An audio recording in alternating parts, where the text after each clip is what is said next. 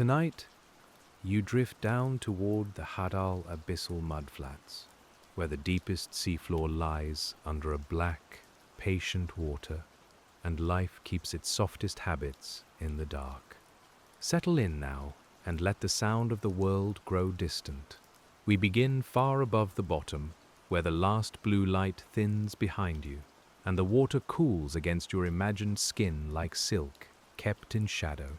The HADAL Abyssal Mudflats wait below, not as an empty place, but as a slow plain of fine sediment, quiet movement, and small lives that do not need the sun to be whole. We go gently, without hurry, as if the ocean itself is lowering us by degrees. Around you, the sea becomes less like water you know, and more like a clear darkness with weight and depth and memory. The surface is already far away, yet nothing feels abrupt, because descent here is a long unfolding, a gradual surrender to stillness. You may picture the light fading from turquoise to blue, then from blue to ink, while the last warmth of the upper ocean loosens its hold. We are not falling, we are being carried. At first, there are still drifting shapes in the water, soft bodies and pale threads, tiny animals rising and sinking through the dimness. They move through the cold like thoughts passing before sleep, almost there, almost gone. Above the HADAL Mudflats, the ocean is layered like night itself, and each layer has its own hush, its own pressure, its own way of holding silence. You feel the world simplify around you. The water presses evenly from every side, not as force, but as an enclosing hand. It is colder now, nearly steady, the kind of cold that does not bite, because there is no wind here. There is only contact, slow and complete. In this deepening quiet, sound does not vanish, but it changes, becoming low, distant, and absorbed by the enormous body of water around us.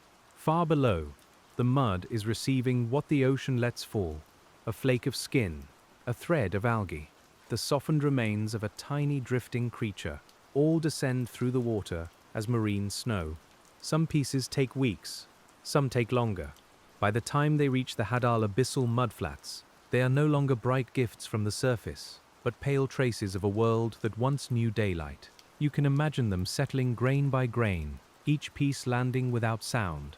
The seafloor here is not a flat emptiness, but a living archive, written in silt, clay, shell dust, and the slow chemistry of darkness. Bacteria gather around each small offering, working with patience so complete it feels almost like sleep.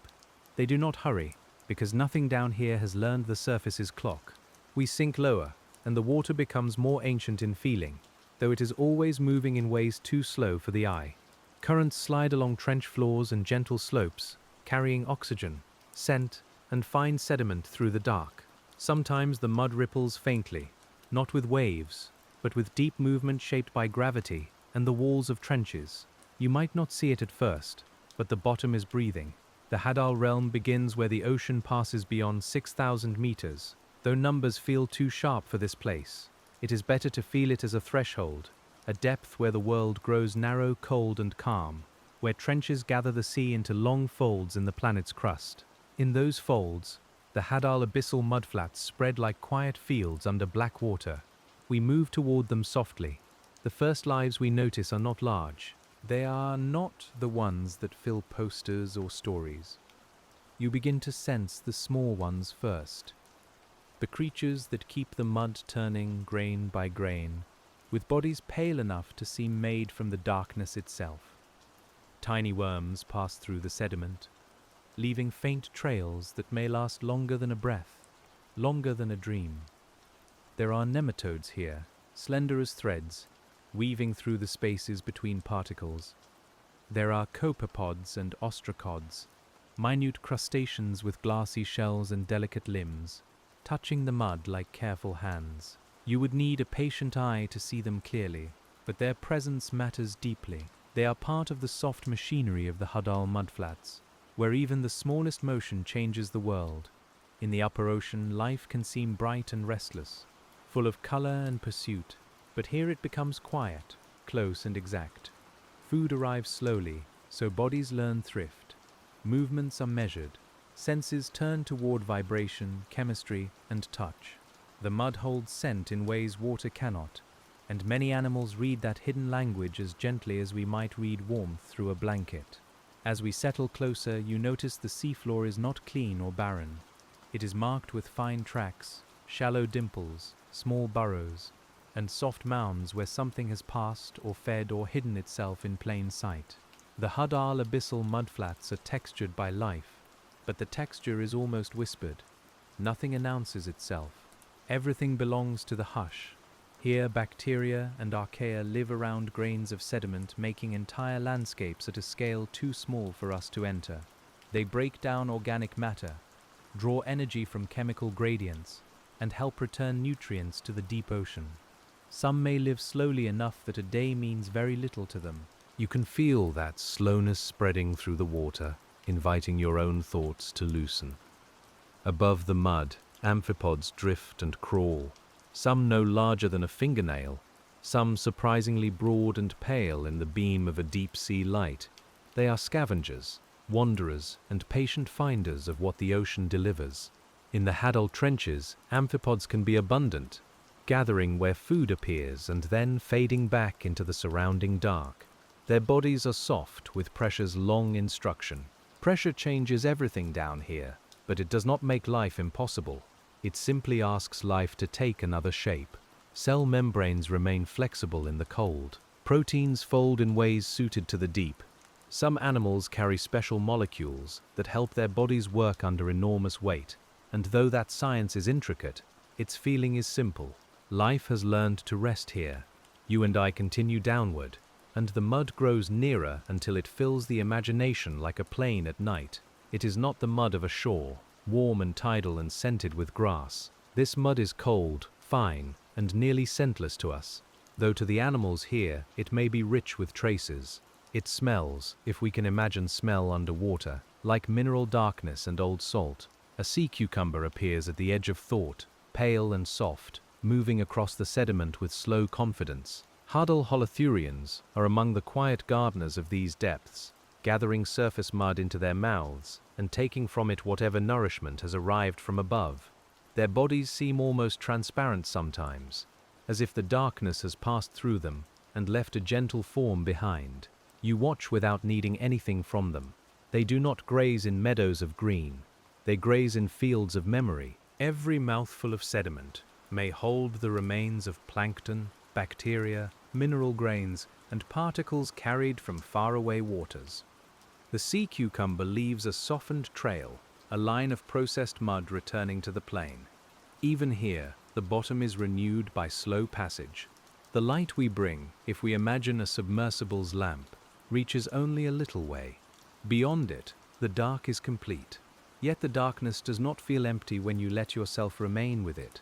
It feels full of distance, full of quiet bodies, full of processes too gradual to startle the mind. We are learning the deep ocean's gentlest lesson, that unseen does not mean absent. Somewhere nearby, a polychaete worm moves through a burrow. Its bristles touch the sediment. Its body bends with patient repetition. Worms help mix the upper layers of mud, drawing oxygenated water downward and bringing buried particles closer to the surface. You might think of them as small keepers of breath, opening tiny paths through a world that seems sealed. The mudflats receive storms from above, though not storms of wind.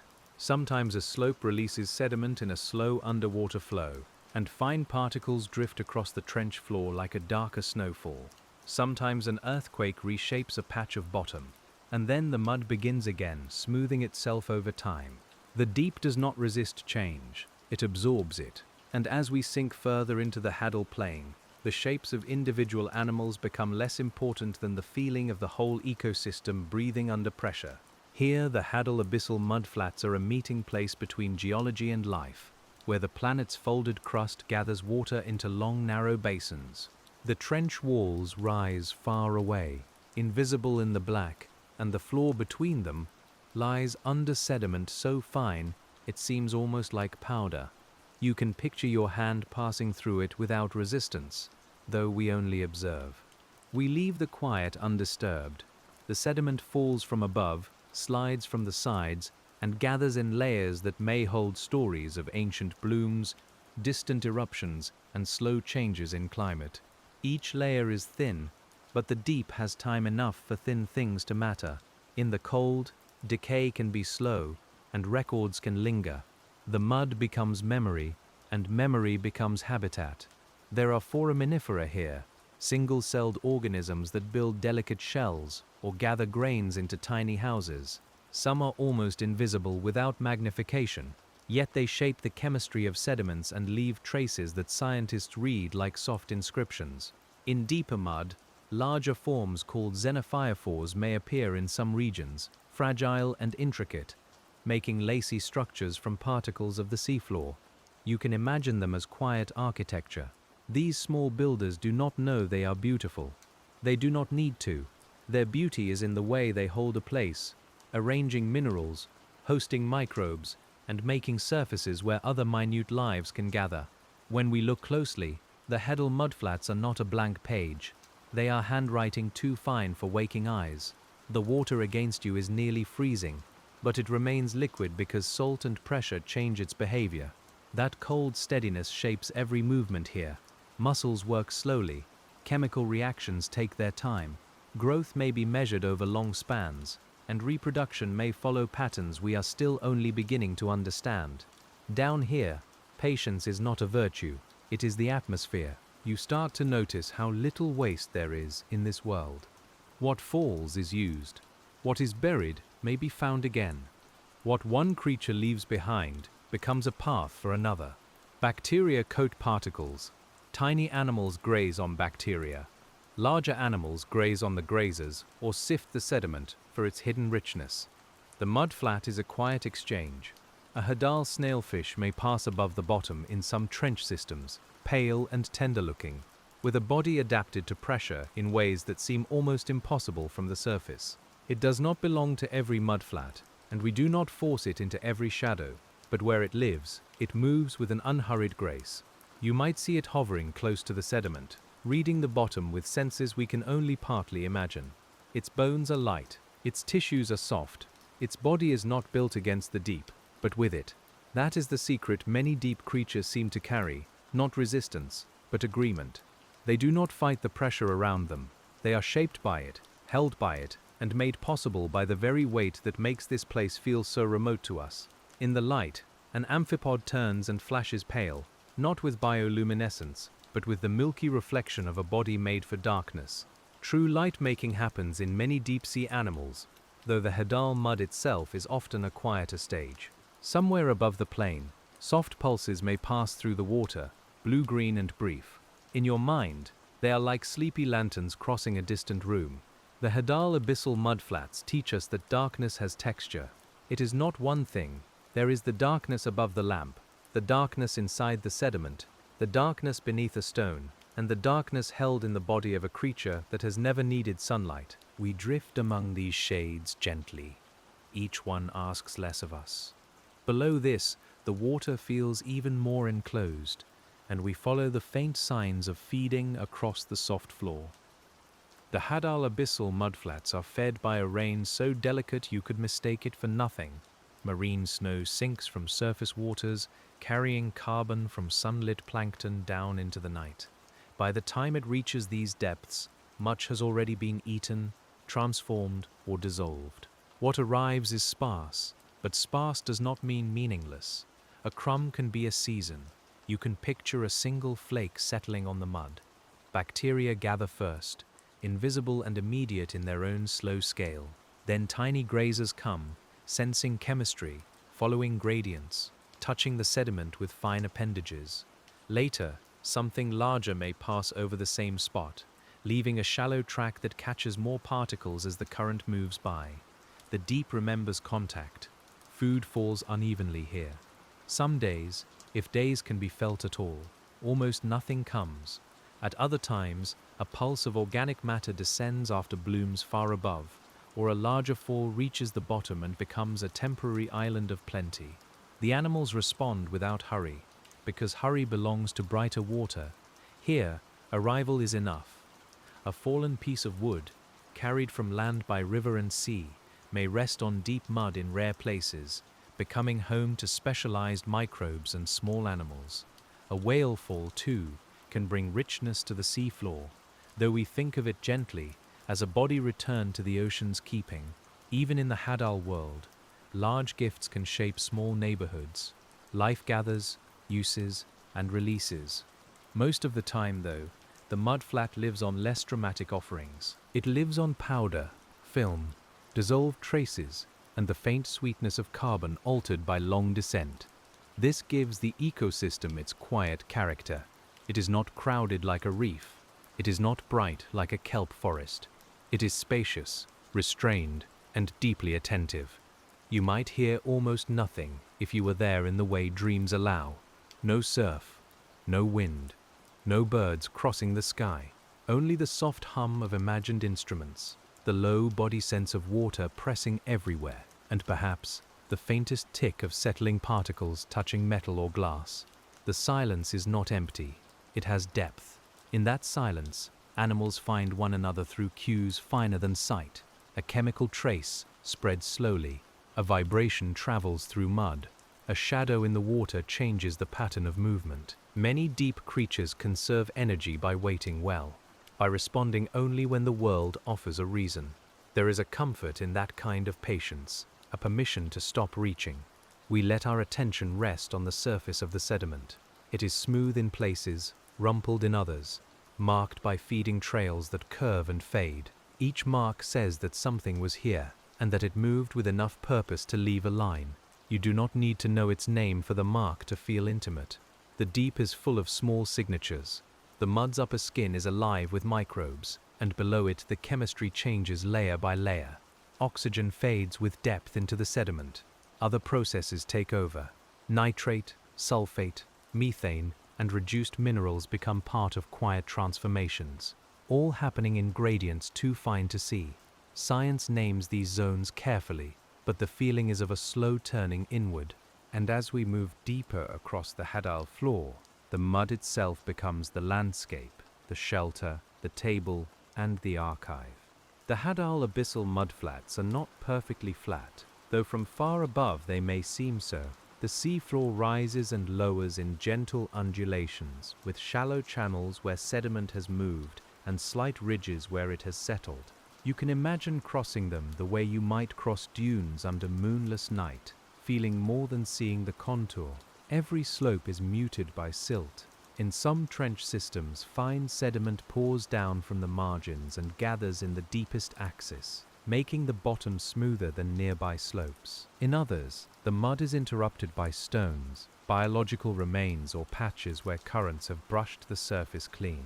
The Hadal zone is not one single room. It is a series of quiet rooms, each shaped by its trench, its history, and its supply of falling matter. We keep our pace slow enough to notice the transitions. Here the mud is pale grey. There it darkens where organic material has gathered. A faint cloud rises when a small animal moves, then settles again with dreamlike patience. The water is so cold and still that every disturbance seems tender, as though the seafloor prefers to speak in whispers. A brittle star may rest with arms spread over the sediment, if the conditions suit it, gathering small particles or sensing what passes nearby. Its movements are careful and slow, the arms bending with a grace that belongs to low light. Nearby, a small isopod might press close to the mud, armored and pale, exploring the plain with antennae. These are not monsters of the deep, they are neighbors of darkness. The Hadal mudflat is full of edges too small for us to notice at first. The edge between water and sediment, the edge between oxygen and anoxia, the edge between a fresh particle and one already softened by bacteria. Life gathers at edges because edges offer change, and change offers energy. Even here, where everything feels still, the world is finely divided. You feel that in your own body as we descend in imagination. The bed beneath you may begin to feel like the seafloor, broad and holding. Your blanket may feel like pressure, even and calm. The room around you may seem to darken into water. We stay with the Hadal mudflats, and their quiet becomes a shape you can rest inside. There is no need to picture everything at once. Let one detail remain. A pale amphipod crossing a line of sediment. A sea cucumber leaving a soft trail. a microbial film shining only in the mind. The cold is steady. The dark is steady, our descent is steady. The deep gives you permission to let the surface grow less important. Scientists who study these places often rely on landers, cameras, cores, and instruments lowered for hours through black water. The machines touch down softly, if all goes well, and wait. Baited cameras may draw amphipods from the surrounding plain. Sediment cores return with layered mud and hidden life. Even the act of learning down here must be patient. But tonight, we are not measuring, we are listening inwardly. We are letting the knowledge soften into atmosphere, so that each fact becomes part of the drift. The creatures have names, and the chemistry has names, and the trenches have maps, but beneath all of that is the simple presence of a dark plain holding life. That is enough for now. When the bottom broadens again, we move onward through a quieter part of the mudflat, where the marks are faint and the water seems almost motionless. Here on the HADAL Abyssal Mudflats, time feels less like a line, and more like settling. Particles fall. Burrows open and close. Microbes divide. A current passes, then weakens. A small animal feeds and leaves a trace that slowly blurs. The plain does not need spectacle to be complete. It is complete in repetition, and repetition is one of sleep's oldest languages. You can feel the cold more clearly here, not sharper, but more total. It wraps every surface. It fills every pause. There is no sunlight to warm one side of a stone, no breeze to change the skin of the water, no bright noon or evening. The deep has its own weather, but it is mostly hidden in currents, chemistry, and slow arrivals from above. Some organisms here may be transparent, whitish, or softly colored, because vivid color has little purpose where sunlight never reaches. Others may carry pigments that look strange under artificial light, tones never meant for our eyes. In natural darkness, color becomes less important than form, texture, and movement. You learn to notice the bend of a body, the touch of a limb, the faint lift of sediment. The mud is shelter for many lives. Some remain buried, emerging only partly to feed. Some crawl across the surface. Some swim just above it, close enough to sense the bottom's chemical messages. The boundary between living in the mud and living over it is not strict. It is a soft border, crossed slowly and often. There are bacteria that thrive under pressure, called piezophiles, and their enzymes work best where surface life would falter. There are communities adapted not to sunlight, but to the steady availability of chemical pathways and sparse organic rain. If that sounds distant, let it become simple again. The deep has learned its own way to eat, breathe, repair, and continue. We pass over a faint depression where something rested. The mark is shallow, almost erased. Around it, the sediment has begun to settle back into smoothness, as if the plain prefers calm after each touch. You may feel your own thoughts doing the same, rising briefly, then settling. Nothing needs to be chased. Nothing needs to be held. In this place, life does not perform for us. That is part of its peace. A worm moves because it needs to move. A microbe divides because conditions allow it. An amphipod follows scent because scent means food. The HADAL Mudflat continues whether seen or unseen, and there is comfort in a world that does not ask to be watched. The water's darkness is nearly absolute now, but in the imagination, it has softness. It is like velvet without warmth, like night without sky, like closing your eyes while floating in a still room. We remain together in the descent, you and I, not as explorers claiming anything, but as quiet witnesses to a place that was whole before us.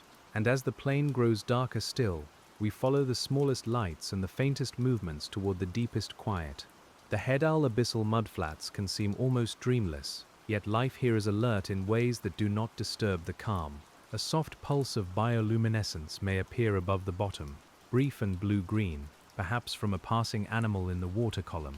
It blooms, fades and leaves the dark unchanged. You see it, and then you let it go. Bioluminescence in the deep is often used for signaling, camouflage, or drawing attention in careful ways. On the mudflat itself, many lives rely more on touch and chemistry, but the surrounding water still carries small lights. These glows are not fireworks. They are whispers made visible.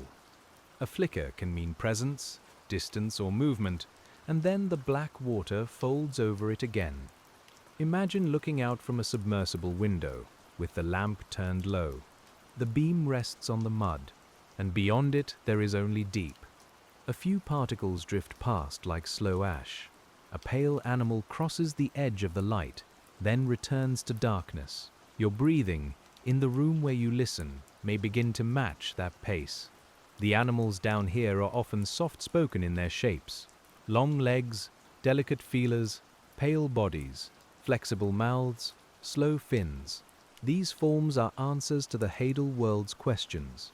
How do you move without wasting energy? How do you find food that falls unevenly? How do you reproduce when neighbors may be distant? Life answers quietly, in anatomy, behavior, and time. In some trenches, amphipods arrive quickly when food is present, guided by chemical signals through the water. They gather, feed, and disperse, leaving little behind but movement and changed sediment. Their abundance can surprise us, because from a distance the mudflat looks so still. You begin to understand that stillness and activity can exist together. The deep is active softly. A small fish may hover low, where its world is the near-bottom water and the scent-laced mud beneath it. It does not need to rise into brightness. It has never known brightness. Its senses are tuned to this pressure, this cold, this blackness, and in that tuning there is a kind of belonging. We do not pity it. We let it be at home. The deeper we imagine ourselves, the less useful surface feelings become. Distance changes, time changes, even silence changes. Up above, silence might feel like absence, but down here it feels like protection, like a wide room where no hard sound can reach you. The HADAL mudflats hold that silence in every grain. You may notice how the mud receives everything without comment. A particle, a shell, a track, a body, a current, all become part of the same patient surface. There is no hurry to separate one story from another. The seafloor allows them to rest together. In the dark, difference softens, and what remains is presence. Below this hush, we drift toward the lowest floor, where the mud is older, finer, and more completely folded into night. The HADAL Abyssal Mudflats at the deepest trench floors are among the most remote ecosystems on Earth. Yet remote does not mean lonely. They are connected to forests of plankton far above, to rivers that send minerals to the sea, to shifting plates that shape the trenches, and to currents that carry oxygen through the deep. Every quiet grain belongs to a larger movement. You belong to it too, for this little while. The seafloor here may have been shaped by subduction, where one plate bends beneath another and makes a long hollow in the ocean bed. Over time, sediment gathers in that hollow, smoothing hard geology with soft accumulation. The mudflat is therefore both young and ancient, renewed by fresh particles, held by old stone. It is a soft cover over a deep planetary fold. You do not have to hold the geology sharply in mind. Let it become a feeling instead. The earth bending slowly, the ocean filling the bend, the mud settling into the low place, life arriving wherever the conditions allow, all of it happening without spectacle, without hurry, under miles of black water. The pressure here is immense by surface standards, but we keep the word gentle in the body of the scene. Pressure is the embrace of all that water overhead. It shapes membranes, proteins, gases, and bones. It changes how molecules behave. Yet for the creatures born here, pressure is not an event. It is home. A sea cucumber continues across the plain, and the mud passes through its body like a slow secret. A worm turns below the surface. A crustacean pauses beside a small patch of organic matter. Bacteria multiply invisibly. Nothing is wasted. Nothing is rushed. The whole ecosystem seems to breathe at the edge of stillness. There may be places where oxygen penetrates only a short distance into the sediment, and below that, other microbial processes continue in the dim chemistry of buried mud. These hidden layers matter as much as visible animals. They keep the seafloor alive from within, turning elements through cycles older than any human story. You can rest in that thought, because it asks nothing immediate of you. The HADAL mudflat is not a scene of emptiness. It is a scene of low abundance spread over great space. That distinction matters. Sparse life is still life. Slow life is still life. Hidden life is still life. When you feel your own body growing quiet, you are not disappearing. You are simply entering a softer rhythm. And as we come closer to the bottom of this long descent, the plain opens into its deepest calm, and even our thoughts begin to settle like silt. Now the HADAL Abyssal Mudflats are all around us in the mind, wide, cold, and dark beyond measuring. The lamp of attention can rest anywhere and find some small sign of being. A trail curves through the sediment. A tiny mound lifts where a burrow opens. A pale shell fragment lies half covered. A particle falls and becomes part of the floor. You feel the steadiness of it. The water is cold, but not restless. The dark is complete, but not harsh. The pressure is great, but not angry. The mud is soft, but not empty. Every part of this place has settled into the shape it can hold, and now you can settle too. There is a kind of mercy in landscapes that do not need us. The HADAL Plain continues in darkness, whether named or unnamed, whether watched or left alone. Its creatures feed, rest, move, and change the sediment with their ordinary lives. Their world is not a lesson made for us, yet we can receive something from its quiet. We receive the patience of falling particles. We receive the calm of cold water. We receive the humility of small organisms doing their work in a place almost no eye will see. We receive the comfort of a bottom beneath all that depth, a place where descent does not go on forever, but becomes rest. A final pale amphipod moves at the edge of the imagined light. Then it is gone into the dark, not lost, only returned to where it belongs. The mud holds the faint mark of its passing. Slowly, even that begins to blur. Fine sediment drifts down, grain after grain, and the plain smooths itself again. You are very near the bottom now. The world above is only distance. The surface is a memory of brightness, softened by miles of water. Here there is only the cold, the dark, the gentle pressure, and the living mud, keeping its ancient quiet company. The abyssal floor receives you without sound. Around you, the HADAL Abyssal Mudflats lie wide and still, filled with hidden lives, softened tracks and the slow rain of the ocean's upper dreams. Nothing calls you upward, nothing asks you to hurry. The sediment has been settling for ages, and now, in the deep and patient dark, you settle with it, and in that settling, you begin to notice that the bottom is not the end of motion, but the place where motion becomes almost too gentle to see. The HADAL Abyssal Mudflats spread beneath us like a night field, with no horizon except the one your mind invents. The mud is pale, where the light touches it, then grey, then gone into blackness, only a few body lengths away. You can imagine the cold moving through the water evenly, without gusts, without edges, as if the whole trench has taken one slow breath and decided to hold it. Down here, even waiting feels like a form of life, and waiting is everywhere. We rest near the sediment without disturbing it, and the plain begins to reveal its smaller habits. A faint groove curves across the mud where something passed before we arrived, then disappears under a dusting of fine particles. Beside it, a tiny mound marks a place where a burrowed animal has pushed sediment upward from below. You can feel how carefully the seafloor keeps these records, not forever, but long enough for the deep to remember its own soft traffic. In the HADAL Abyssal Mudflats, the uppermost layer of sediment is like a living skin. It may look smooth and quiet, yet every grain can carry microbes, chemical traces, and the remains of meals too small to name. When we look at it gently, we are looking at a surface where water, mineral, and life meet without clear borders. The mud is not just where animals live, it is part of how they live. A small worm moves below the surface, not visible as a body, but visible as a change. The mud lifts almost imperceptibly, then settles again. Its passage opens tiny spaces where oxygenated water can enter. And those spaces matter in a world where chemistry shifts over the width of a fingernail. You might think of the worm as a quiet maker of pathways, drawing the deep water into the dark beneath the surface. The water here has almost no warmth to give. but it carries oxygen from distant places. That oxygen has traveled with deep currents, slow and cold, through basins and over sills, passing through darkness long before it reaches this trench floor.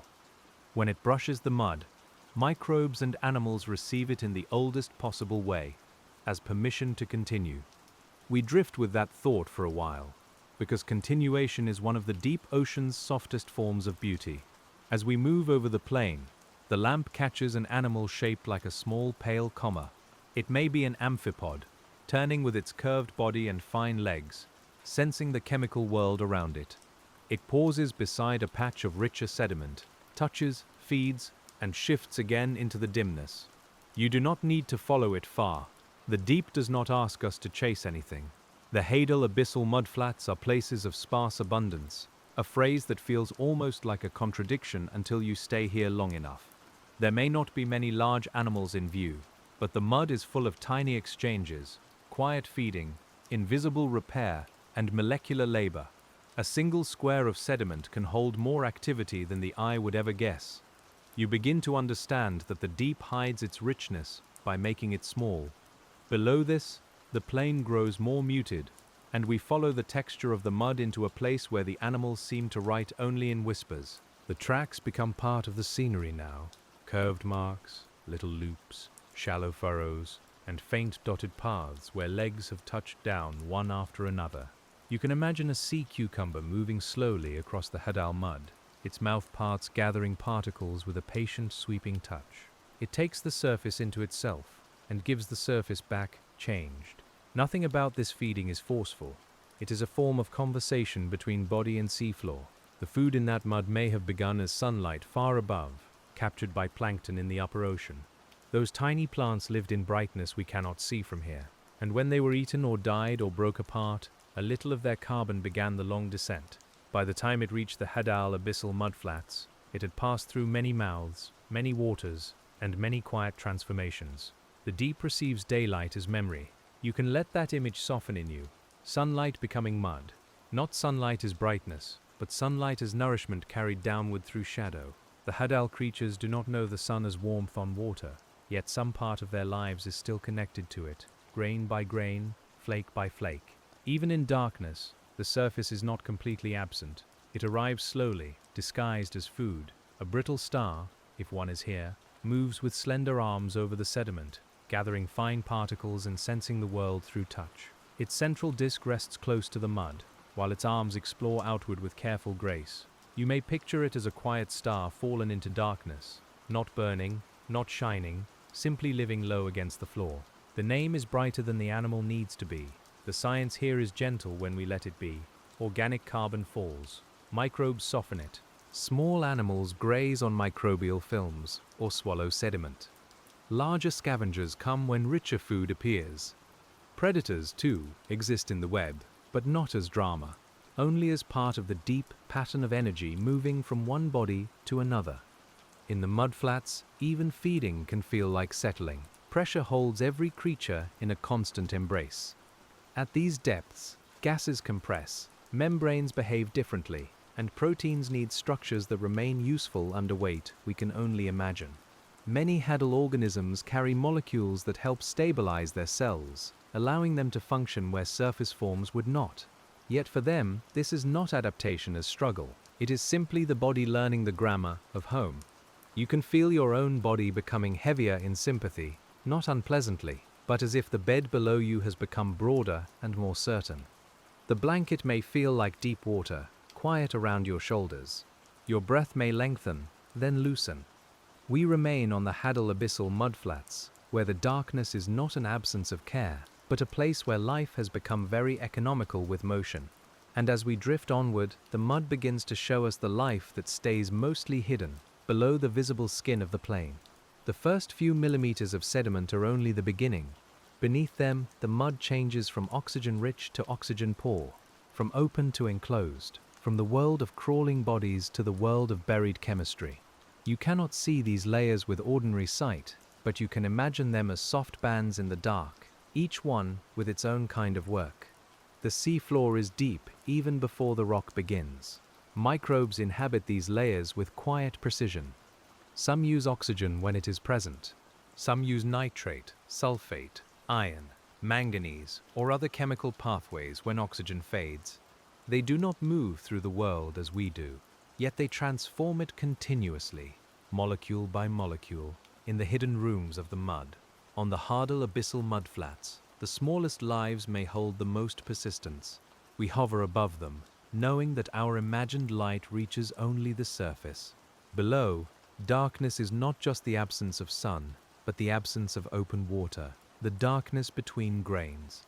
It is a close darkness, mineral and damp, where life exists in films and pores. If the open ocean feels like a cathedral, the sediment feels like a library with pages pressed together, each layer storing a little of the ocean's past. A burrowing crustacean may make a small tunnel, if the sediment and oxygen allow it. A worm may line its passage with mucus, strengthening the walls just enough to keep the path open.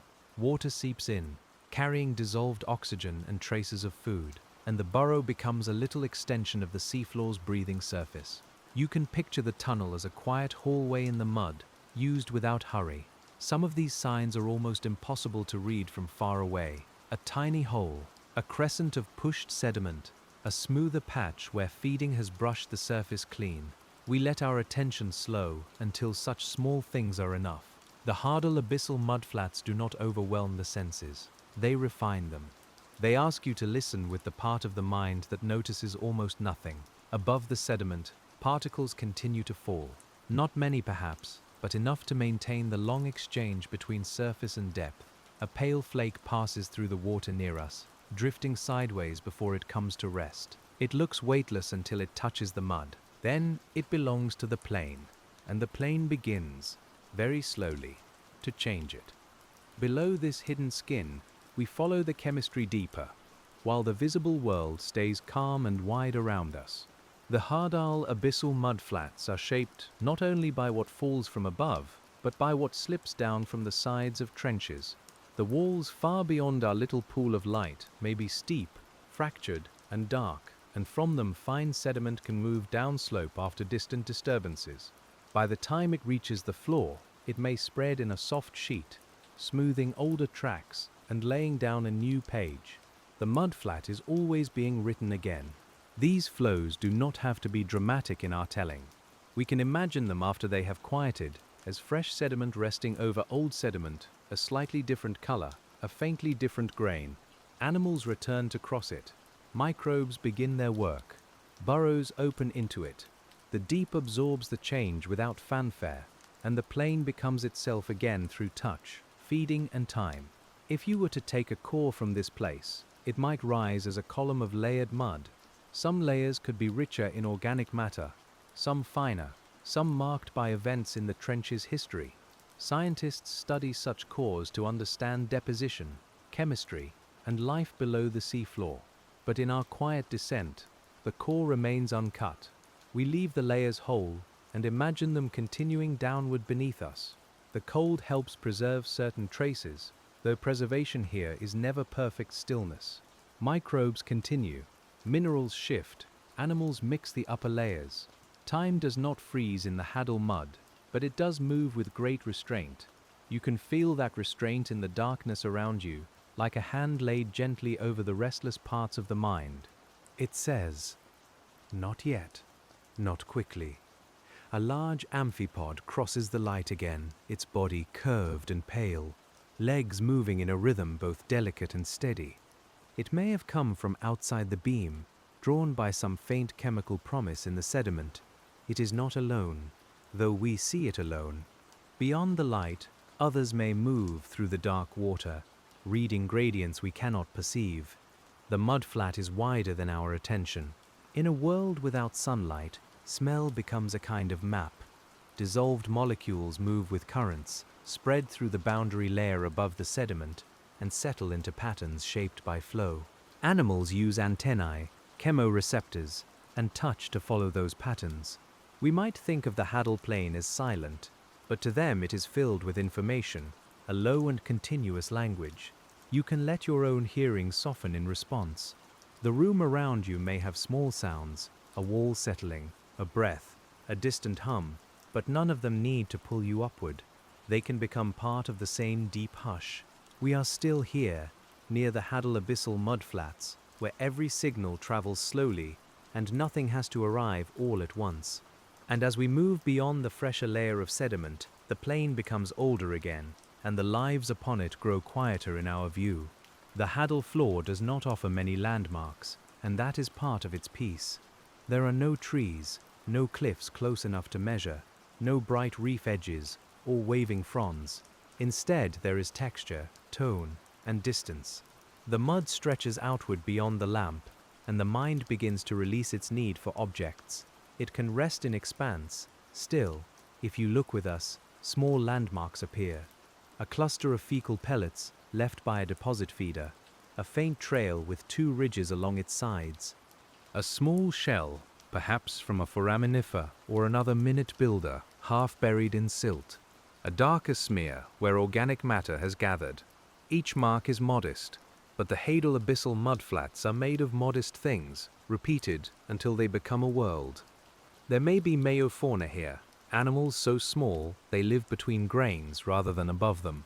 Tiny worms, crustaceans, and other forms move through pore spaces, grazing, reproducing, and becoming food for larger creatures. You can imagine them as a whole hidden meadow, not green, not sunlit, but active in miniature beneath the smooth appearance of the seafloor. Their scale is part of their shelter. In the upper ocean, movement is often visible from far away. A fin flashes, a school turns, a jellyfish pulses in open blue. Here, motion is mostly local, close to the body, close to the mud. A limb folds, a mouth brushes sediment, a cilium beats, a bacterium divides. The HADAL world lowers the volume of life until it becomes almost indistinguishable from calm. We pass over a place where the sediment looks recently touched. Fine grains still hang in the water, slowly descending from a small disturbance. The cloud is not thick, and it does not billow upward with force. It simply hovers, then thins. You can watch the particles fall as if watching drowsiness itself, each one giving in to the pull of the bottom. The water immediately above the mud is its own narrow habitat. It is called the benthic boundary layer, though tonight we can let the term pass softly. In this thin zone, currents slow, particles collect, oxygen moves into sediment, and animals sense the difference between open water and floor. You and I drift within that boundary, where the deep ocean becomes ground. Below this boundary, the plain keeps receiving, and we follow the quiet work of creatures that feed by taking the mud into themselves. A sea cucumber moves as if it has all the time the planet can offer. Its tube feet touch the sediment. Its feeding structures gather fine particles and bring them inward. Inside the body, organic traces are separated from mineral grains, and what remains returns to the seafloor in a softened line. On the HADAL Abyssal Mudflats, this is not a small act. It is one of the ways the plain renews its surface.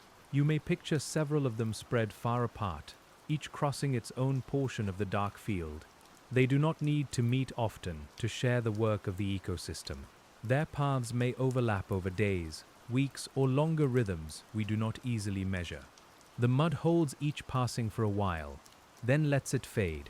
In this way, the seafloor becomes a record of gentleness. Deposit feeding sounds technical, but the image is simple. The animal eats the ground, and the ground is changed. It is a quiet relationship, with no bright leaves or visible fruit, only sediment passing through living tissue and returning to the bottom with different chemistry, different texture, and different microbial possibilities. The more you stay with it, the more intimate it feels. The mud is not scenery. It is food, shelter, and memory together.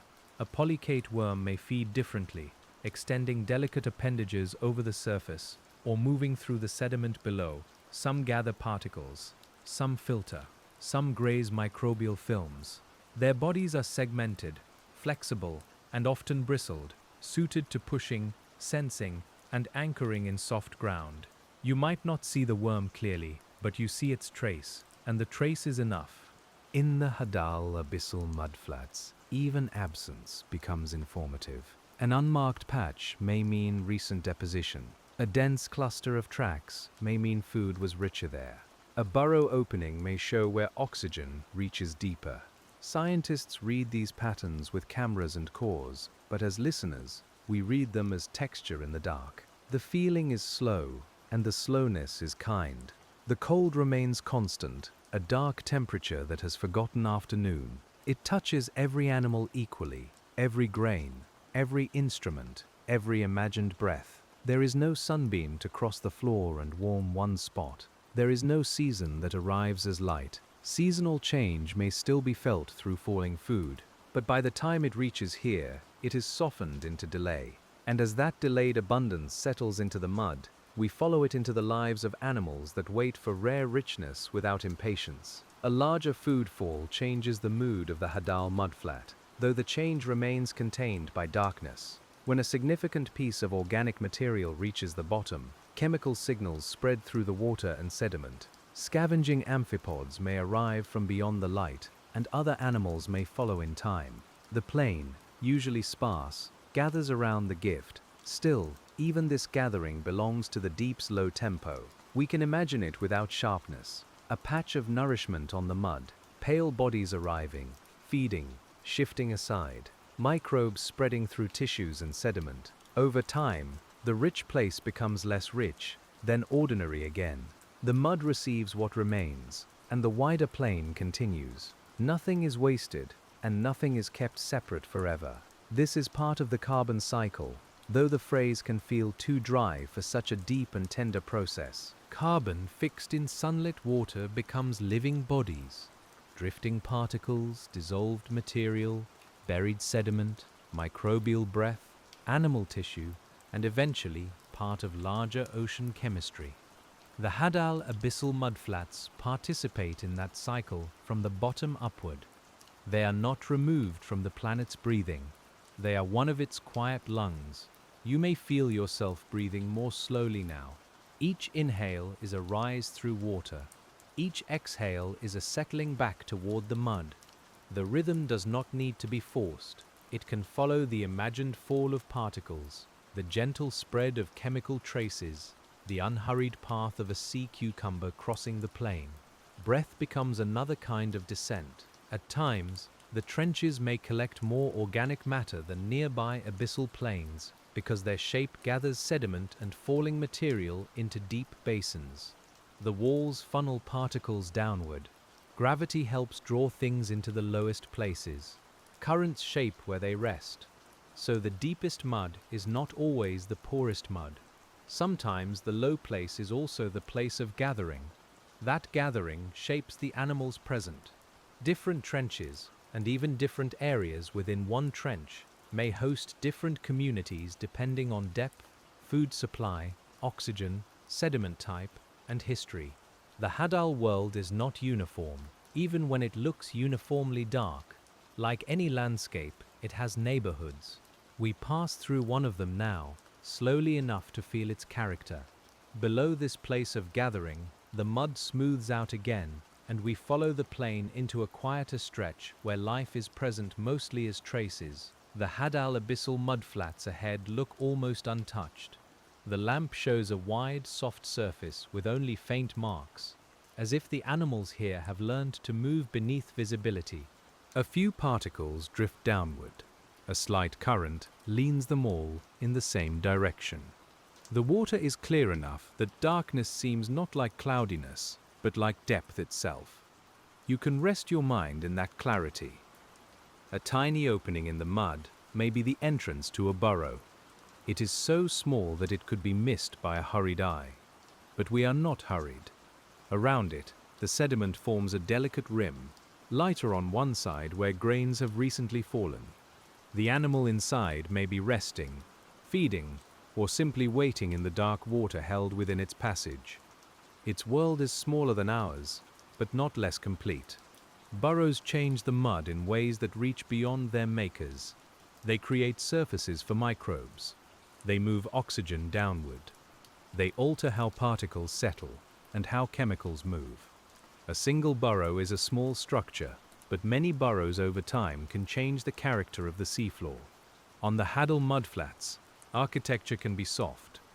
You might imagine the inside of such a burrow as a narrow, cool chamber. lined with fine particles and touched by slow-moving water. There is no brightness there, no open view, only contact and chemistry. Yet for the animal within, it may be shelter, feeding station, and resting place at once. We honor that small hidden life by not needing to see it fully. The mud surface nearby holds a trail that stops without explanation. Perhaps the animal lifted off into the water. Perhaps sediment covered the rest. Perhaps our lamp catches only part of the path. The deep often gives partial stories, and that incompleteness is soothing. It allows the mind to stop solving. It lets the unknown remain gentle. The HADAL Abyssal Mudflats are full of such unfinished sentences. A track without an animal, a mound without a maker, a ripple without a current we can feel, a pale shell without the life that built it. These signs do not demand answers. They simply soften the darkness with evidence that life has passed through. And as the signs grow fainter, we drift into the water just above the mud, where the plain becomes a dim ceiling below us and a dark sky around us. The near-bottom water is not empty. Small swimming animals move through it, some rising only a little above the sediment, others passing through from higher layers.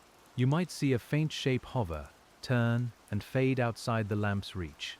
The HADAL Abyssal Mudflats influence this water as surely as the water influences the mud. Their boundary is a shared breath. Particles are suspended here, kept aloft by the slightest current, or lifted by an animal's passing. They catch the light as small pale specks, then vanish when they leave the beam. Each one has a history, perhaps mineral, perhaps biological, perhaps both. Some will settle soon. Some will travel farther along the trench floor. The deep moves even when it seems still. A snailfish, in a trench where such animals live, may pass close to the bottom with slow, soft movements. Its body seems almost too delicate for a world so deep, but that delicacy is part of its answer to pressure. It is not heavy with armor. It is flexible, hydrated, and attuned to the cold. You watch it as you would watch a thought pass before sleep, recognizing it, then letting it go. The fish may feed on small crustaceans, including amphipods, and its presence is part of the HADAL food web's upper layer. Yet even that relationship can be imagined without urgency. The deep does not need our dramatic language. It contains eating and being eaten, birth and decay, searching and rest, all folded into the same quiet system. Life here is neither gentle nor harsh by intention. It simply continues. Some deep animals use gelatinous tissues and reduced skeletons to conserve energy and manage pressure. Some produce or retain compounds that help keep proteins stable. Some have sensory systems suited to darkness and chemical cues rather than sight alone. When we say these things softly, they become not a list, but a lullaby of adaptation. Each trait a note in the music of belonging. You may notice that the farther we drift from surface images, the easier it becomes to accept this world on its own terms. We no longer ask where the sunlight is. We no longer expect color to announce life. We learn to watch pale forms, soft trails, slow feeding, and the invisible work of microbes. The HADAL mudflat trains attention by lowering it. Below this layer of near-bottom water, we settle again toward the sediment, where the cold plain waits with the patience of stone covered in silt. The HADAL Abyssal Mudflats feel ancient, but they are not fixed. Sediment is always arriving, dissolving, compacting, being mixed, and being buried. The upper surface may be soft and recently touched, while deeper layers are pressed more closely together. Over long time, the mud records change in the ocean above and the earth below. The bottom is a slow instrument, and time plays it without sound. Clay minerals, tiny shell fragments, volcanic ash from distant eruptions, and organic particles may all become part of the deposit. Some grains come from continents, carried by rivers, winds, and currents before they reach the deep sea. Others are made within the ocean itself. By the time they rest here, their origins are blended into a single quiet surface. The mud is mixture. You can imagine placing your attention on one grain, though no hand reaches down to touch it. It may have traveled farther than any creature in the trench. It may have once been part of a mountain, a shell, a bloom, or a plume of ash. Now it lies under cold water, beside countless other grains, contributing to the floor where hidden animals feed and move. Even a grain has a descent. The HADAL plane is also shaped by compaction. As more sediment settles above older sediment, the lower layers are squeezed, water is pushed through pores, and chemistry shifts with depth. The mud becomes firmer as it is buried, though the surface remains soft enough for tracks and burrows. This gradual compression is another form of pressure, gentler in our imagination than the water above, but persistent. A small mound on the surface might be new sediment pushed out by a burrower.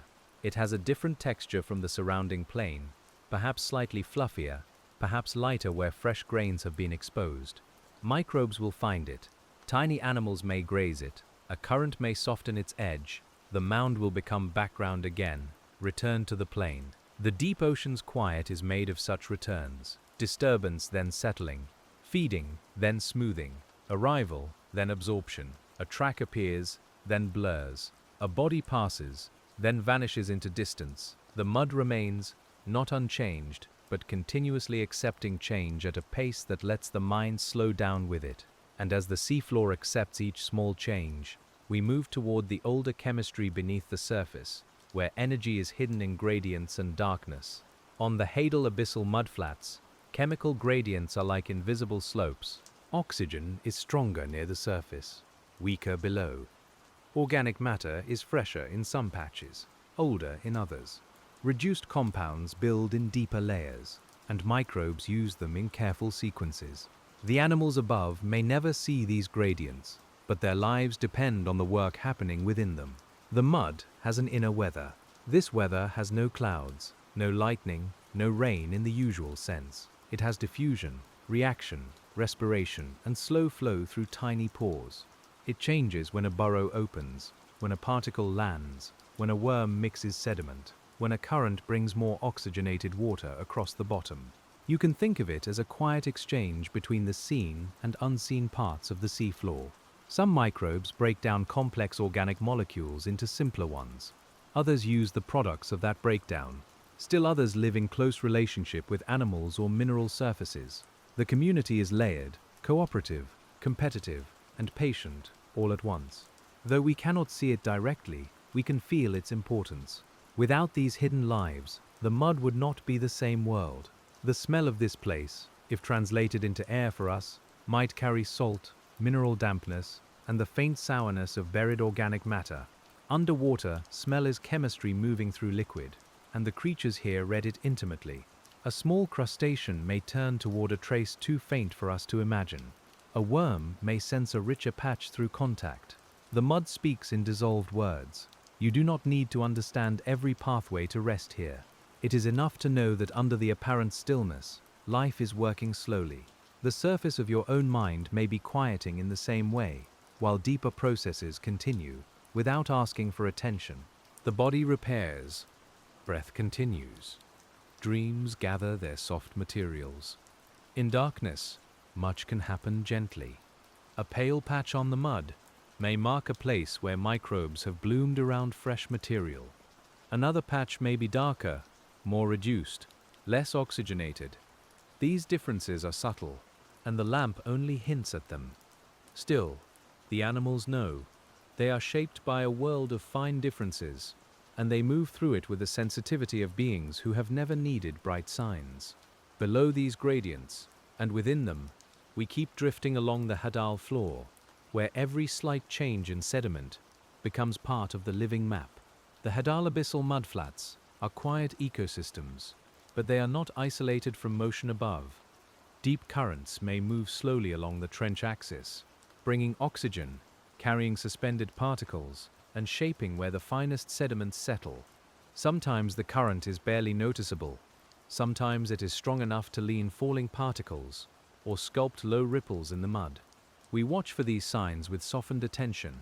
A current in the deep has a different feeling from a surface wave. It does not sparkle. It does not slap against stone. It slides, broad and cold, through a darkness that gives it no visible edge.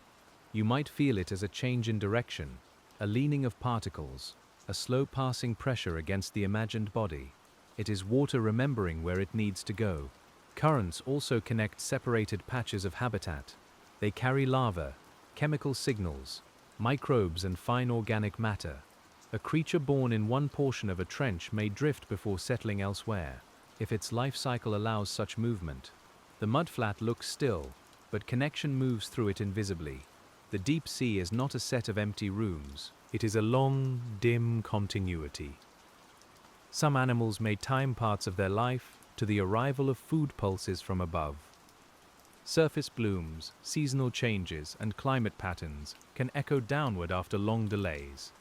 By the time those echoes reach the HADAL mud, they are no longer bright events, but changes in the quantity or quality of falling particles. The deep hears the surface in a muffled voice. You can let that muffling soothe you. Everything loud becomes soft by the time it reaches here. Sunlight becomes carbon, waves become currents, storms become sediment layers. The quick life of the surface becomes a slow rain. This is one of the reasons the HADAL mudflats feel restful in the imagination. They transform urgency into depth. An isopod may move along the bottom, armored yet pale, with antennae sweeping through the water just above the mud. Its steps disturb only the uppermost grains. It pauses at a small patch, investigates, and continues. Behind it, the marks begin their long fading. The plane does not erase them at once. It lets them soften, and as those marks soften behind us, we drift toward a patch where the sediment is richer, and the small community around it is a little more awake. The richer patch may be no larger than a handspan in our imagination, though in the deep it could take many forms. A cluster of organic particles has settled here, or a small remnant has drawn microbes into a faint bloom. The mud looks only slightly different, perhaps darker or more textured, but the animals respond. On the HADAL Abyssal Mudflats, subtle richness is enough to gather attention. Tiny grazers move through the surface film. A worm touches the patch with fine appendages. An amphipod pauses, then shifts its body to feed.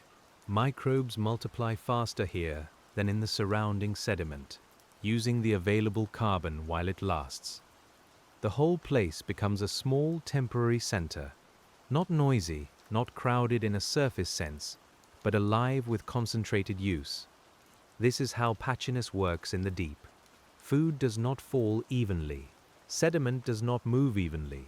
Animals do not spread evenly. Instead, the mudflat is a mosaic of slightly different conditions, most of them invisible until something responds. When we watch a richer patch, we are watching the deep translate scarcity into careful gathering. Nothing needs to be abundant everywhere. The scent plume from such a patch may spread along the bottom with the current. To a small scavenger, it might be a path through darkness. To a deposit feeder, the patch may simply feel better under the mouth. To microbes, it is opportunity at the scale of chemistry. Each life meets the same place differently, and the mud allows all those meetings to overlap. You may feel how peaceful it is to imagine need without urgency. These animals need food, oxygen, shelter, and contact. But their world teaches patience. They do not rush through bright hours. They do not measure themselves against the visible. They respond when the deep offers something, and when it does not, they wait in forms suited to quiet. Over time, the rich patch will fade into the surrounding plain. The easiest carbon will be used first. The animals will move on or settle back into slower feeding. The microbes will shift to what remains. A thin dusting of new sediment will soften the edges, and the patch will become part of the larger mudflat again. Below this fading patch, we move onward through the darkness, toward animals whose lives are written less in gatherings and more in long solitude. The HADAL Abyssal Mudflats hold much space between visible bodies. That space is not empty to the creatures that live there. It carries chemical traces, pressure, cold, and faint currents. It carries the possibility of food. It carries the memory of recent movement in disturbed grains. To us, the distance may look blank, but to them it is full of signals. A solitary sea cucumber may travel for a long while without meeting another of its kind. Its pace is slow enough that distance becomes almost irrelevant. It feeds as it goes, crossing the same kind of mud, yet never exactly the same patch twice. The seafloor changes under it by fractions, a fresher particle here, a firmer surface there. a different microbial film under the mouth. Reproduction in such vast habitats can be difficult to picture, but life has many strategies for finding continuity. Some animals release eggs and sperm into the water, trusting timing, currents, and abundance.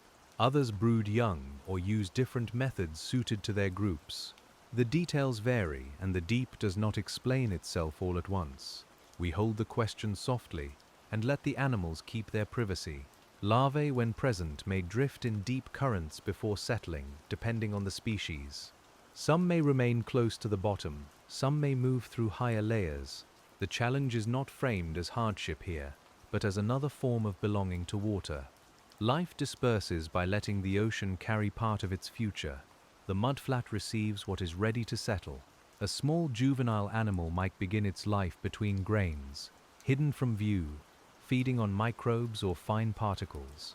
It would know the HADAL world first as contact, cold and chemistry. It would not miss sunlight. It would not imagine shallows. Its first home would be this dark sediment. And that is a complete beginning. We let that thought become tender. The plain around us remains dark and wide. It does not gather into a clear story, and that is all right. Sleep often comes when stories loosen, when images remain but plots dissolve. A track, a particle, a pale body, a burrow, a current. The HADAL mudflats offer images without urgency, and we receive them one by one. And as the story loosens, we drift still deeper in feeling, though the bottom remains beneath us, holding the descent in place. The HADAL Abyssal Mudflats are at the lower edge of the ocean's great vertical journey. Above them are layers of water, each with its own creatures, pressures, and faint lights. Below them are compacting sediments and eventually rock, part of the moving crust of the earth. We are resting at the meeting place of water, life, and geology. It is a boundary, but a soft one. The mud is made from what has fallen, but also from what has been worn down. Shells dissolve and break, minerals weather and travel. Volcanic dust may settle after crossing enormous distances. Biological remains lose their original shapes and become part of a finer whole. On this floor, identity gradually becomes sediment. That can feel strangely comforting. Everything that falls is given a place. Some particles may be so fine that they remain suspended for a long time before settling. Their descent is slower than snow in air, slower than dust in a quiet room. When they finally reach the bottom, they land with no sound we can hear. Yet the landing matters. A layer grows, a microbe feeds, a surface changes. The deep honors small arrivals by making them part of its body. You can imagine your thoughts settling in the same way. Not solved, not judged, just coming to rest. One thought lands and becomes quiet. Another drifts longer, then lowers. The dark water around the HADAL mudflats has room for all of them. Nothing needs to be pushed away. It can sink by itself when the time is right. A faint light flashes in the water beyond the bottom, brief and blue, perhaps a signal from an animal passing above the mud. It does not interrupt the calm. It deepens it, the way a single distant window can make night feel larger. Then the glow fades, and the black water closes softly around the place where it was. We remain with the darkness after the light. Bioluminescence often depends on chemistry within the animal's body, or with symbiotic bacteria, creating light without heat. In the deep ocean, such light can attract, confuse, communicate, or conceal.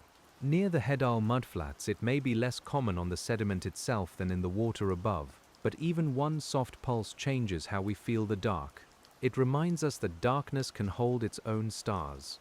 Below this faint glimmer, we return our attention to the mud, where the quietest lives continue without brightness. The HADAL Abyssal Mudflats are full of organisms that may never produce visible light, never rise far into the water, and never leave strong marks behind. Their lives are not lesser for being unobvious. A nematode moving between grains, a bacterium dividing in a film, a foraminifer building a tiny test from minerals. Each belongs to the deep plane as fully as any larger animal. You learn to value what is near. Foraminifera can be especially important in deep-sea sediments. Some form shells of calcium carbonate, where conditions allow, while others build structures by gluing sediment grains together. Their tiny homes may become part of the sediment after they die, adding to the seafloor's texture and record. In the HADAL realm, pressure and chemistry influence what persists, what dissolves, and what becomes part of the mud. You might picture a small agglutinated form sitting on the sediment, made from the very grains around it. It is both animal and architecture, both resident and rearranger.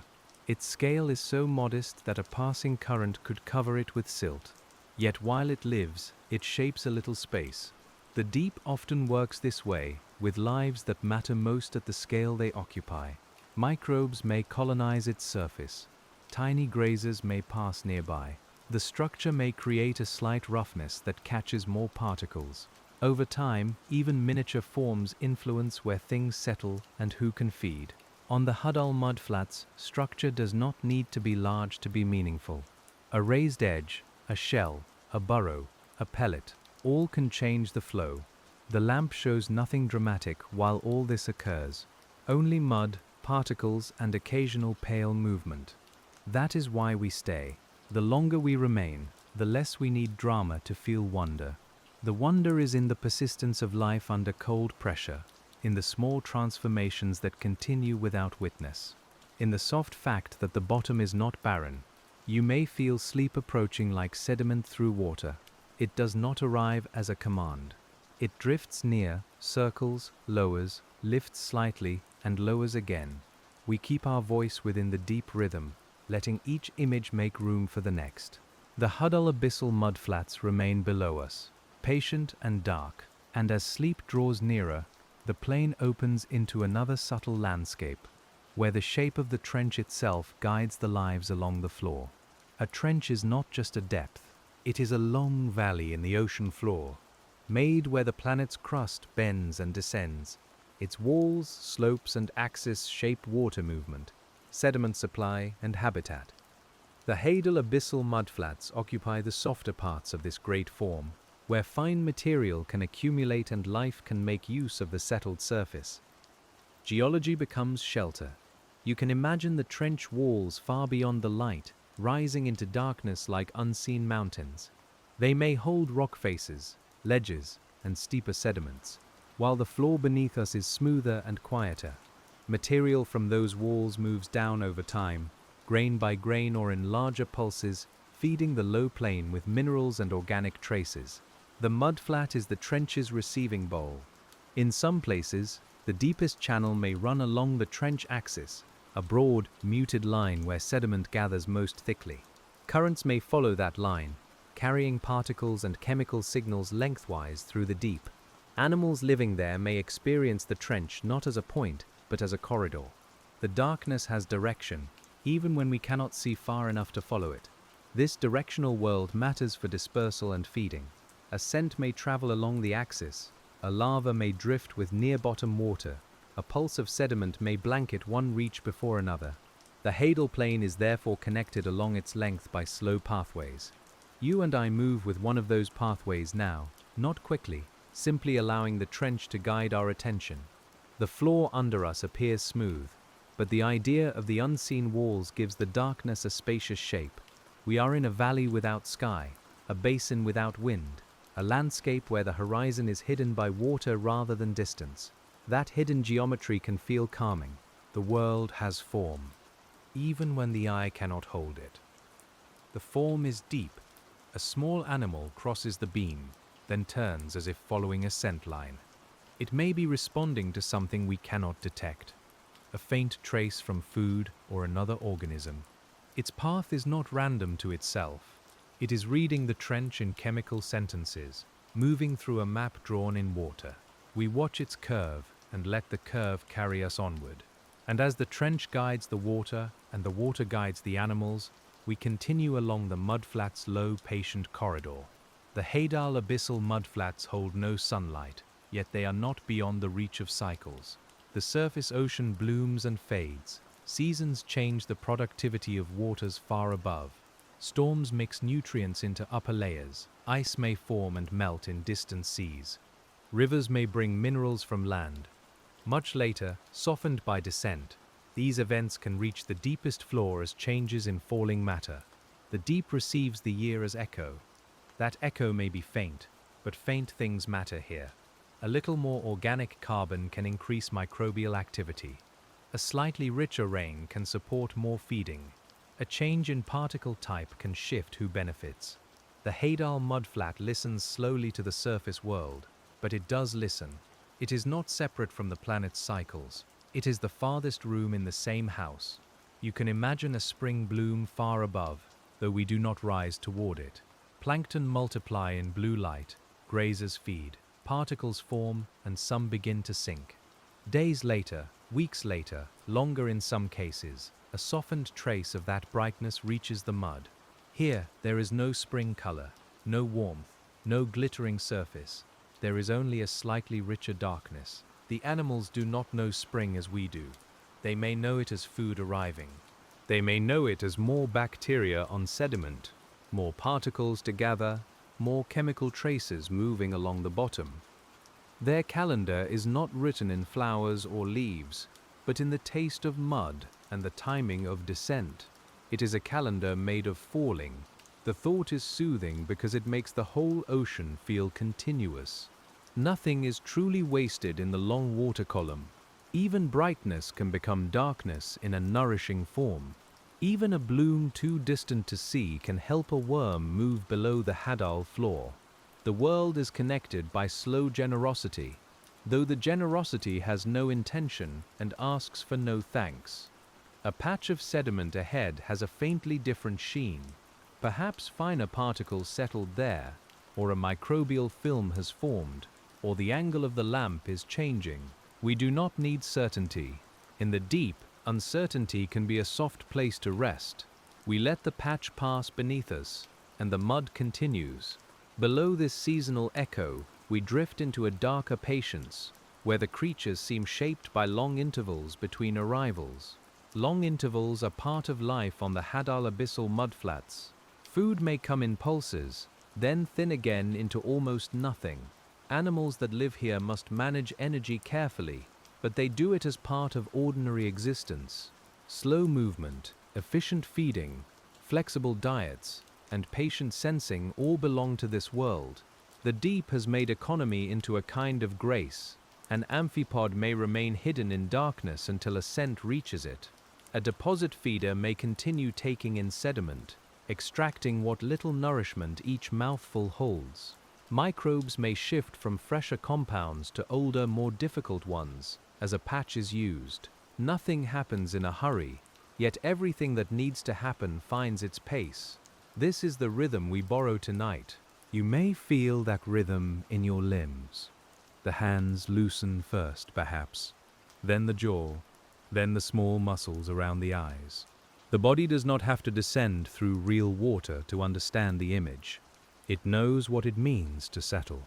It knows the relief of being held from every side by darkness, blanket, breath, and quiet. A fine current moves over the mud, and the smallest particles lean with it.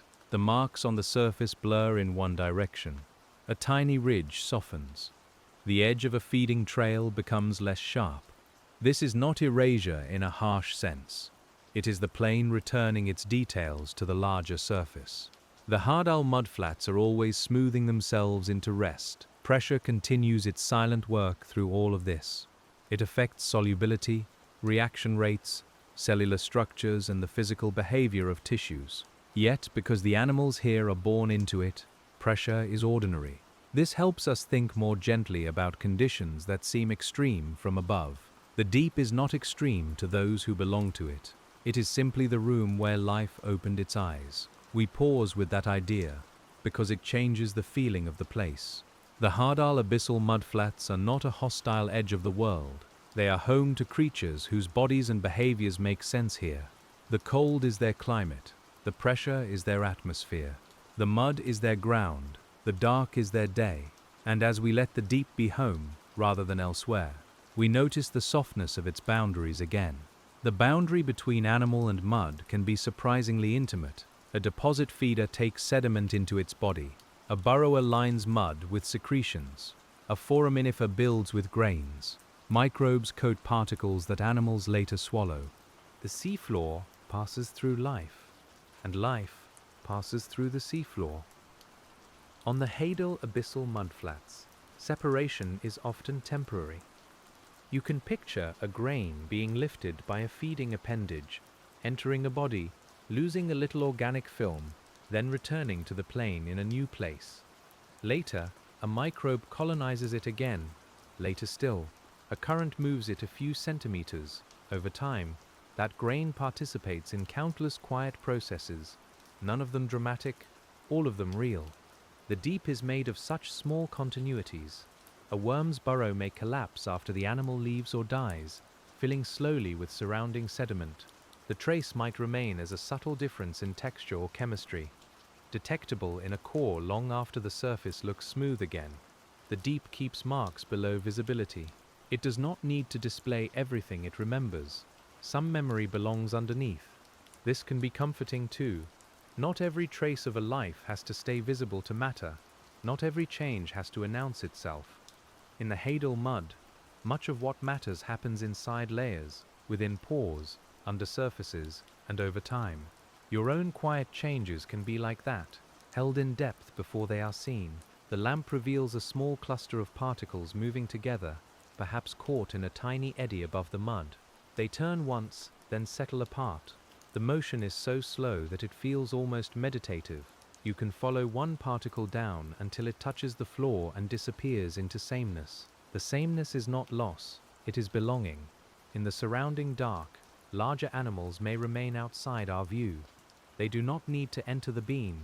The HADAL world exists beyond observation, continuing in all directions the light cannot reach. We feel that unseen abundance as spaciousness, not as mystery, that must be solved.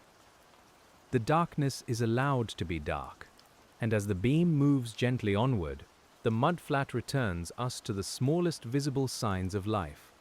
A line of tiny dots crosses the sediment, each dot a footfall or a contact point from a small crustacean. The trail curves toward a patch of slightly darker mud, then bends away.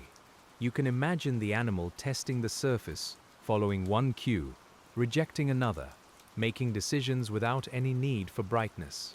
Its mind, if we may use the word softly, is shaped by the floor under it and the water around it. The HADAL Abyssal Mudflats are full of decisions like this, though they are not dramatic decisions. A turn toward food, a retreat into sediment, a pause in current, a release of eggs, a shift from one patch to another. Biology is often made of small choices enacted by bodies, and in the deep those choices take on a subdued music. A sea cucumber's path may cross the dotted trail and blur it with a broader track. Later, settling particles soften both. A burrow may open near the crossing, adding another layer of activity. Over time, the surface becomes a palimpsest of movement, written, overwritten, and gently smudged by the plane itself. If we could watch for days, the mud would become a slow script.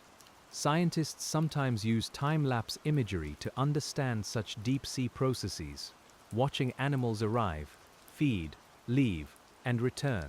But tonight, we imagine the time-lapse slowed even further, until movement becomes breath-like. An amphipod enters the frame, a particle falls, a worm's trace appears, a sea cucumber advances a little, then the dark resumes its stillness around them. The cold keeps the pace low, but it does not stop life. Enzymes in HADAL organisms function under conditions that would change the behavior of surface enzymes. Membranes maintain fluidity. Cells manage pressure. Bodies adapt at every level, from molecule to movement. This layered adaptation is beautiful because it is so complete, so quietly integrated, so unannounced.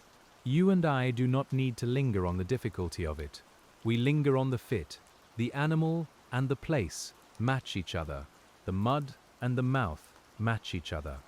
The current and the antenna match each other. The dark and the senses match each other.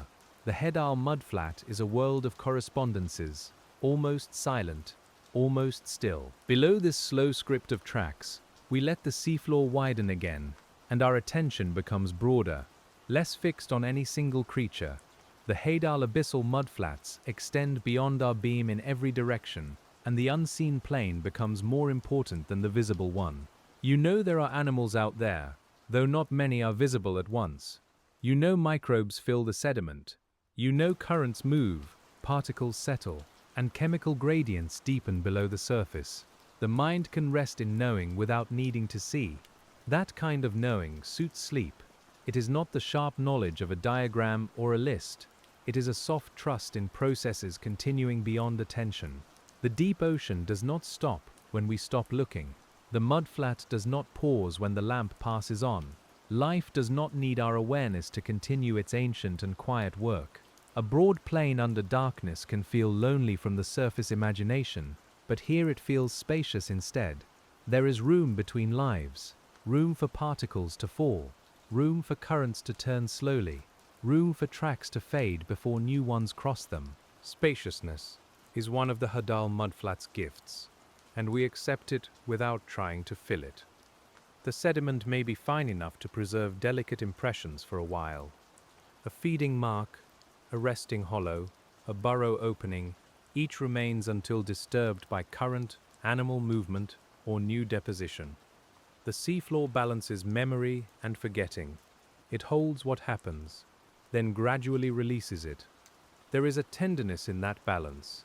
You might think of your own day settling into the same pattern. Some impressions remain clear for a little while, others blur. The deep does not ask which ones deserve to stay. It simply lets the sediment fall. By imagining the mudflat, you allow the day to become less sharp, less demanding, more like silt in water. A small pale body rests partly buried ahead. It is difficult to tell whether it is feeding, hiding, or simply still.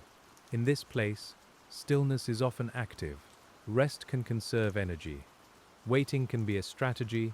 Remaining half-buried can offer contact with the sediment and protection from currents. We observe quietly, without deciding too much. And as we observe less and feel more, the HADAL Abyssal Mudflats become a low, steady presence beneath the whole ocean. The entire water column above presses down, layer after layer, from sunlit waves to twilight, from twilight to midnight, from midnight to HADAL dark.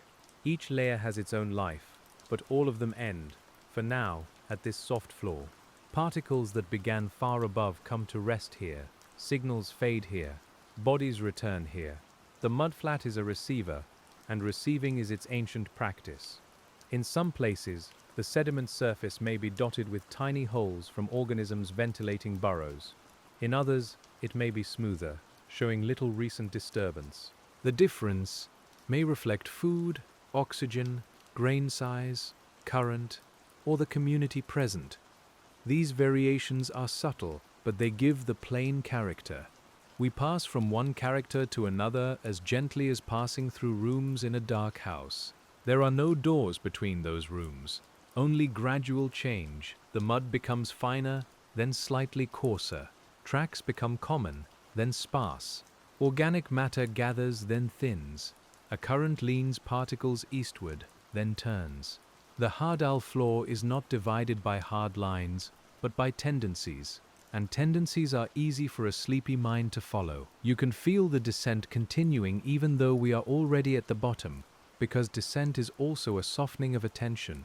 We sink from larger animals to smaller ones, from visible marks to hidden chemistry, from concepts to sensations.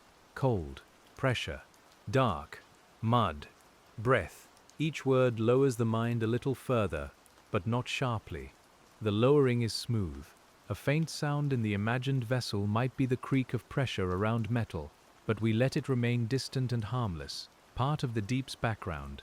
Around us, the real ocean would be almost completely dark, with no color except what a lamp creates. Without that lamp, the mudflat would still be there, and its animals would continue in the natural blackness they know best. We dim the imagined lamp a little. The visible circle on the mud becomes smaller, softer at the edges. Particles still pass through it. A track still crosses one side. Beyond it, the darkness is not a wall. It is simply the rest of the world, waiting without impatience. And as the light softens, we follow the sense of the mud rather than the sight of it, letting touch and pressure guide the next part of the descent. The HADAL Abyssal Mudflats can be felt as much as seen in the mind.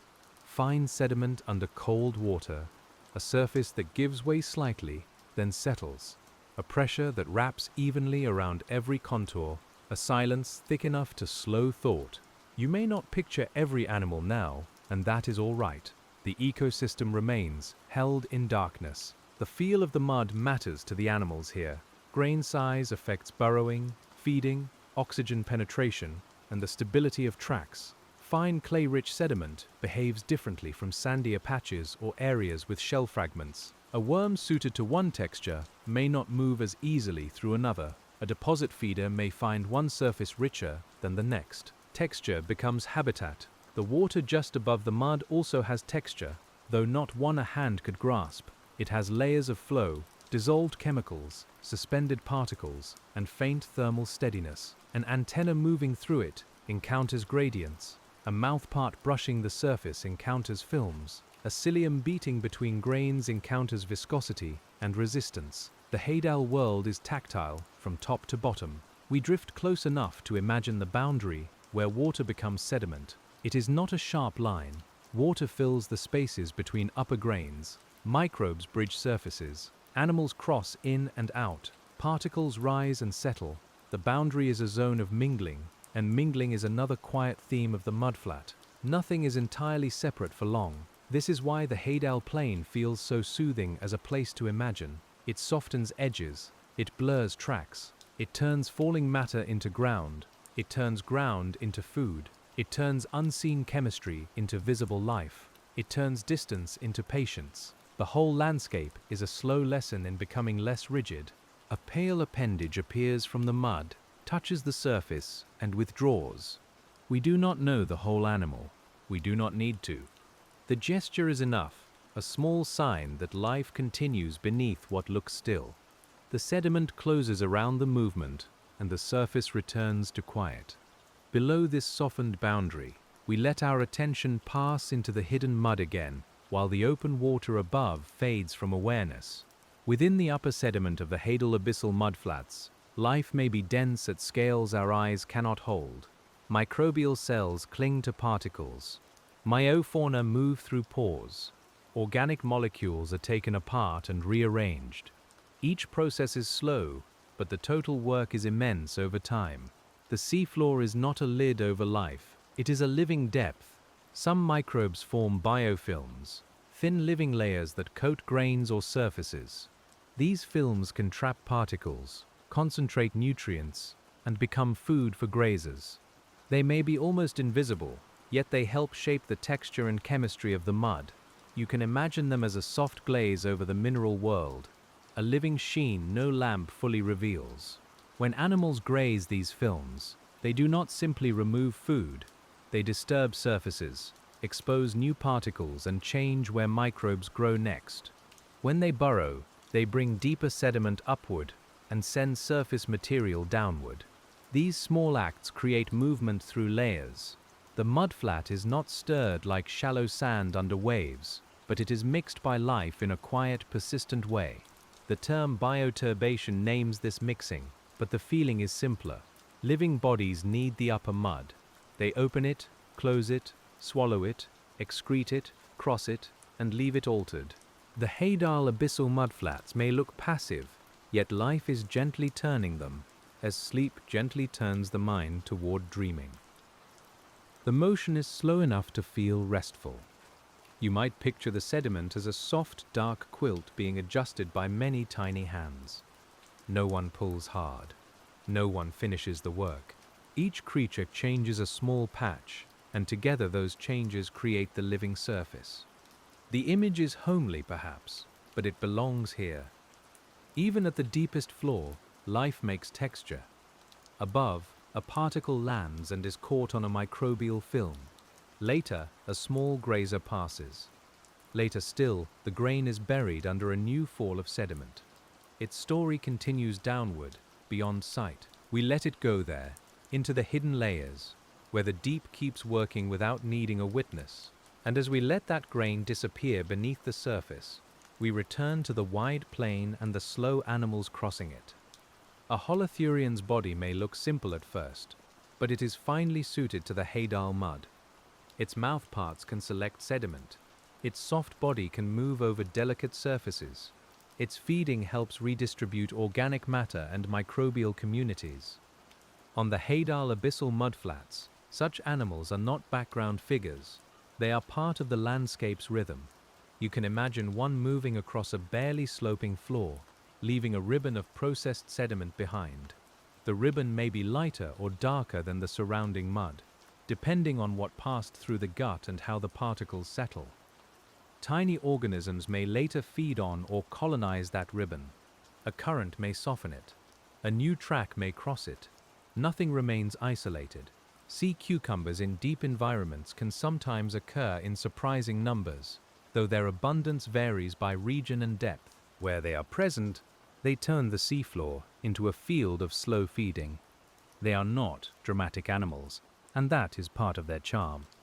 Their lives are close to the ground, repetitive, patient, and profoundly involved with the sediment. A smaller crustacean passes near the trail, pauses, and moves on. Perhaps it senses little of interest there. Perhaps it is following another cue. We cannot know, and we do not press the question. The HADAL mudflat invites a kind of observation that does not grasp. It lets us be near without taking hold. That nearness is enough. The water remains black outside the lamp. Inside the lamp, the colors are muted, mostly gray, cream, pale brown, and the soft white of deep-sea bodies. The palette is spare, and after a while, spare feels soothing. Nothing competes for attention. The eye can relax. The mind can drift over small differences like a current over silt. If a bioluminescent flash appears again, it is brief and far away, a blue pulse folded into the dark. It does not change the mud's quiet work. It only reminds us that the HADAL world includes both hidden chemistry and occasional light, both buried microbes and passing signals, both the plane and the water just above it. And as that small light fades, the mud takes back our attention, drawing us toward the calm of repeated, ordinary life.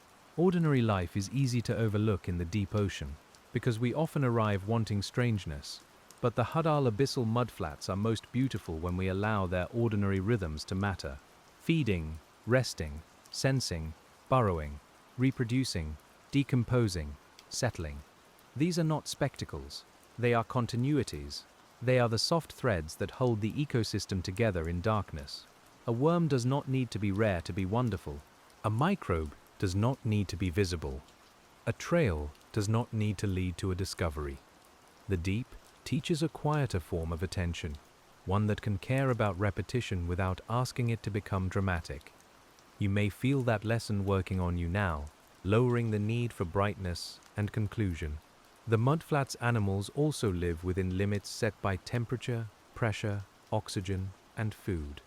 These limits shape body size, metabolism, density, and behavior. But limits are not only restrictions, they are also forms that life can inhabit. A shoreline shapes tide pools, a desert shapes roots, a trench floor shapes pale bodies and slow feeding. Every ecosystem has its own agreement.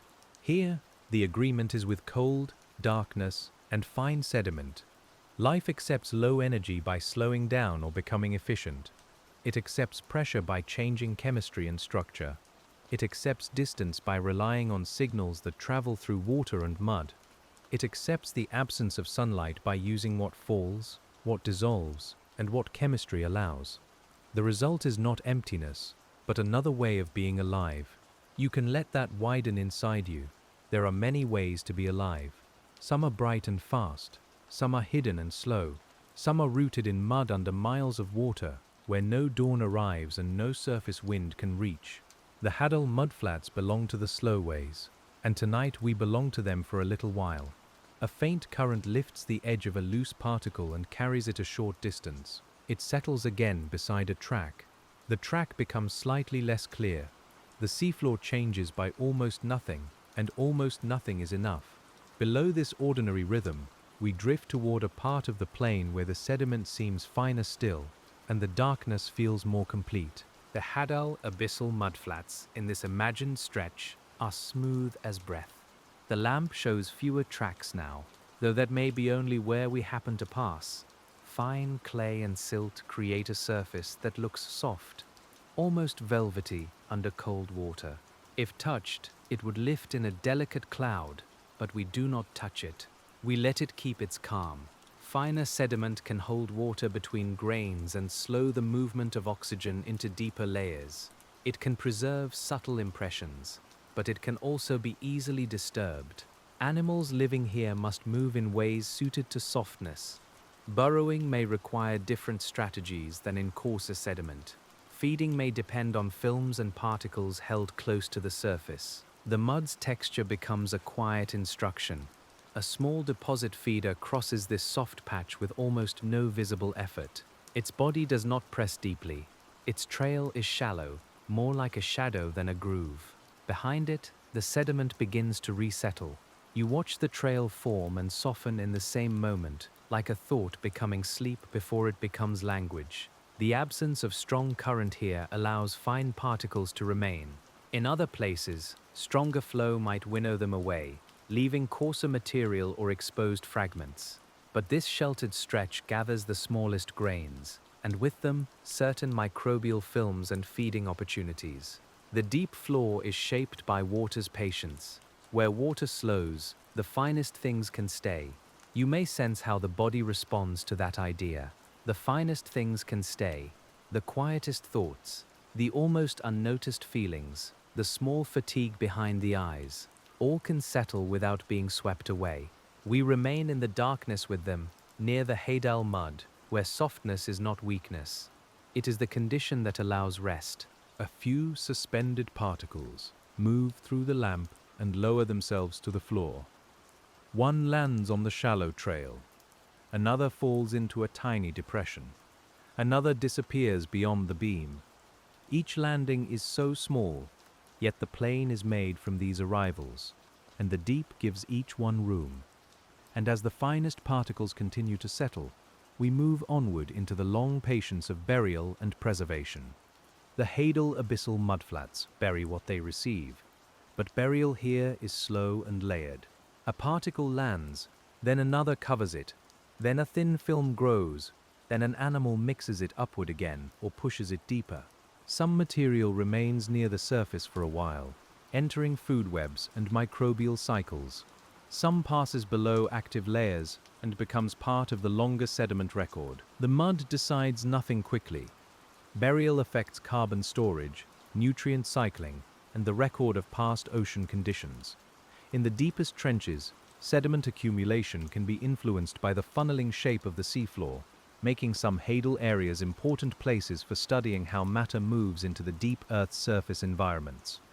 But we keep the science soft. We let it be a sense of the bottom quietly keeping what falls.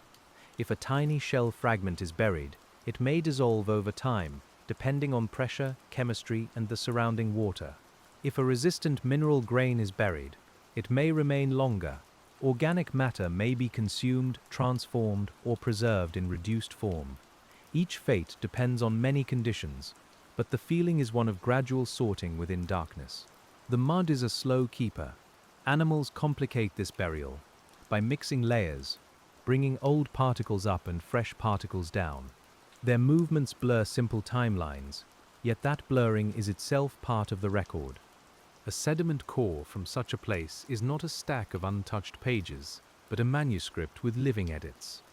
The deep is not dead storage, it is active memory. You can feel how kindly that image settles. Memory does not have to be perfect to be meaningful.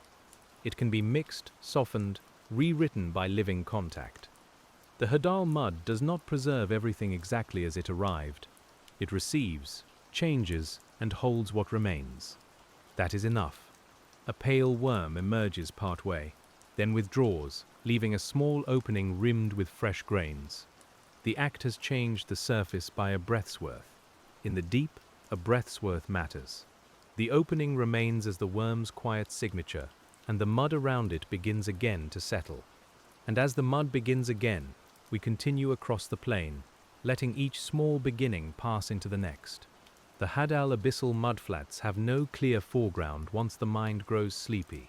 The amphipod, the worm, the burrow, the particle, the microbial film, all become part of one dark fabric.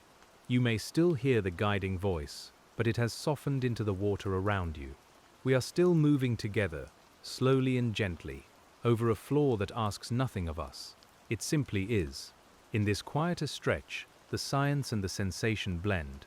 Pressure becomes the feeling of being held. Temperature becomes the feeling of steadiness. Sediment becomes the feeling of support. Microbial work becomes the feeling of life continuing beneath notice. Adaptation becomes belonging. The HADAL Mudflat stops being a subject and becomes an atmosphere you can breathe in imagination. A small ridge appears, perhaps made by sediment moved downslope long ago, now softened by later deposition. It rises only slightly from the plain, but the current interacts with it, causing particles to settle differently on either side. Animals may feed along one flank more than the other. Even a low rise can create variation. In the deep, little shapes matter. We pass over the ridge without effort. On the far side, the mud is faintly darker, and the tracks are more numerous. Perhaps food gathered here. Perhaps the current slowed. Perhaps animals simply happen to cross this patch more often. The reason can remain open. The image is enough. A darker field under cold water, written with pale trails. Your body may be close to sleep now, or it may simply be resting more deeply. Both are welcome in this descent. The HADAL Abyssal Mudflats do not hurry the listener. They do not require arrival at any particular moment. They offer a place where attention can hover, lower and hover again, as softly as a particle refusing to rush. The darkness outside the light remains complete. It is not a blankness, but a presence. It surrounds the small visible patch and continues far beyond it, holding all the lives we do not see. We let that unseen world stay unseen, and by allowing it we become quieter too. And as we become quieter, the plane seems to breathe more slowly beneath us, though the breath is only current, chemistry, and life. The HADAL Abyssal Mudflats breathe through exchange. Oxygen enters from the water. Carbon enters from falling matter. Reduced compounds rise or form within deeper layers. Animals move water through burrows. Microbes pass electrons through pathways we name carefully, then let soften. Nothing here breathes as the whole plane, yet the whole plane feels alive with exchange. That exchange is delicate. If organic matter arrives, oxygen may be consumed more quickly in that patch. If a burrow opens, oxygen can reach deeper. If a current strengthens, fresh water may renew the boundary layer. If sediment falls thickly, it may bury one community and create conditions for another. The deep balance is not static. It is responsive at a low volume. A small cluster of amphipods gathers near the edge of a richer patch, their bodies overlapping briefly in the lamp. They move with more activity than the surrounding plain, but still within the deep's restraint. Legs touch, bodies turn, particles lift and settle. After a while one leaves, then another. The cluster loosens, and the mud begins to reclaim the space. Scavenging, grazing, deposit feeding, microbial decomposition, and chemical cycling all meet in such moments. The categories are useful, but the living scene is simpler. Food appears. Life gathers, matter changes form. The place becomes quiet again. This pattern repeats over and over, across the mudflat, across years, across depths we rarely visit. Repetition becomes peace. You can let your own thoughts repeat softly without trying to stop them. Cold water, fine mud, pale animals, falling particles, hidden microbes, gentle pressure. Each image returns slightly changed, like a trail crossed by another trail. The mind does not have to be empty to rest. It only has to move slowly enough. Beyond the gathered amphipods, a sea cucumber continues its path, indifferent to our attention. It feeds as it moves, turning the seafloor through its body.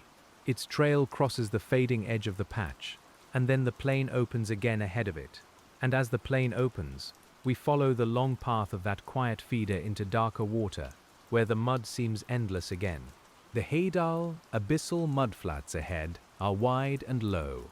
and the feeder's path gives us a line to follow. It is a soft line, not straight, not urgent, bending with the animal's search across the sediment. The mouth gathers, the body advances, the trail forms behind it. Around this simple movement, the entire deep ocean feels as though it has slowed to watch. The animal does not know us, and in a way, that is part of the comfort. It belongs entirely to its own world. Its attention, if we imagine attention, is on the mud, the chemicals, the texture, the act of feeding. It is not symbolic to itself. It is not lonely to itself. It is alive in the only way it needs to be alive. We follow without interfering. The trail passes a small burrow opening, then crosses a smoother patch where particles have recently settled. It bends around a slight depression and continues beyond the beam. The animal becomes harder to see. First the edges blur, then the body dims, then it is only a pale suggestion, returning to the dark that held it before we noticed. This vanishing is gentle. The deep does not take it away sharply. It simply allows distance and darkness to do their work. You can feel how many things in the mudflat appear this way, briefly and softly, then return to the larger world. There is no need to hold them.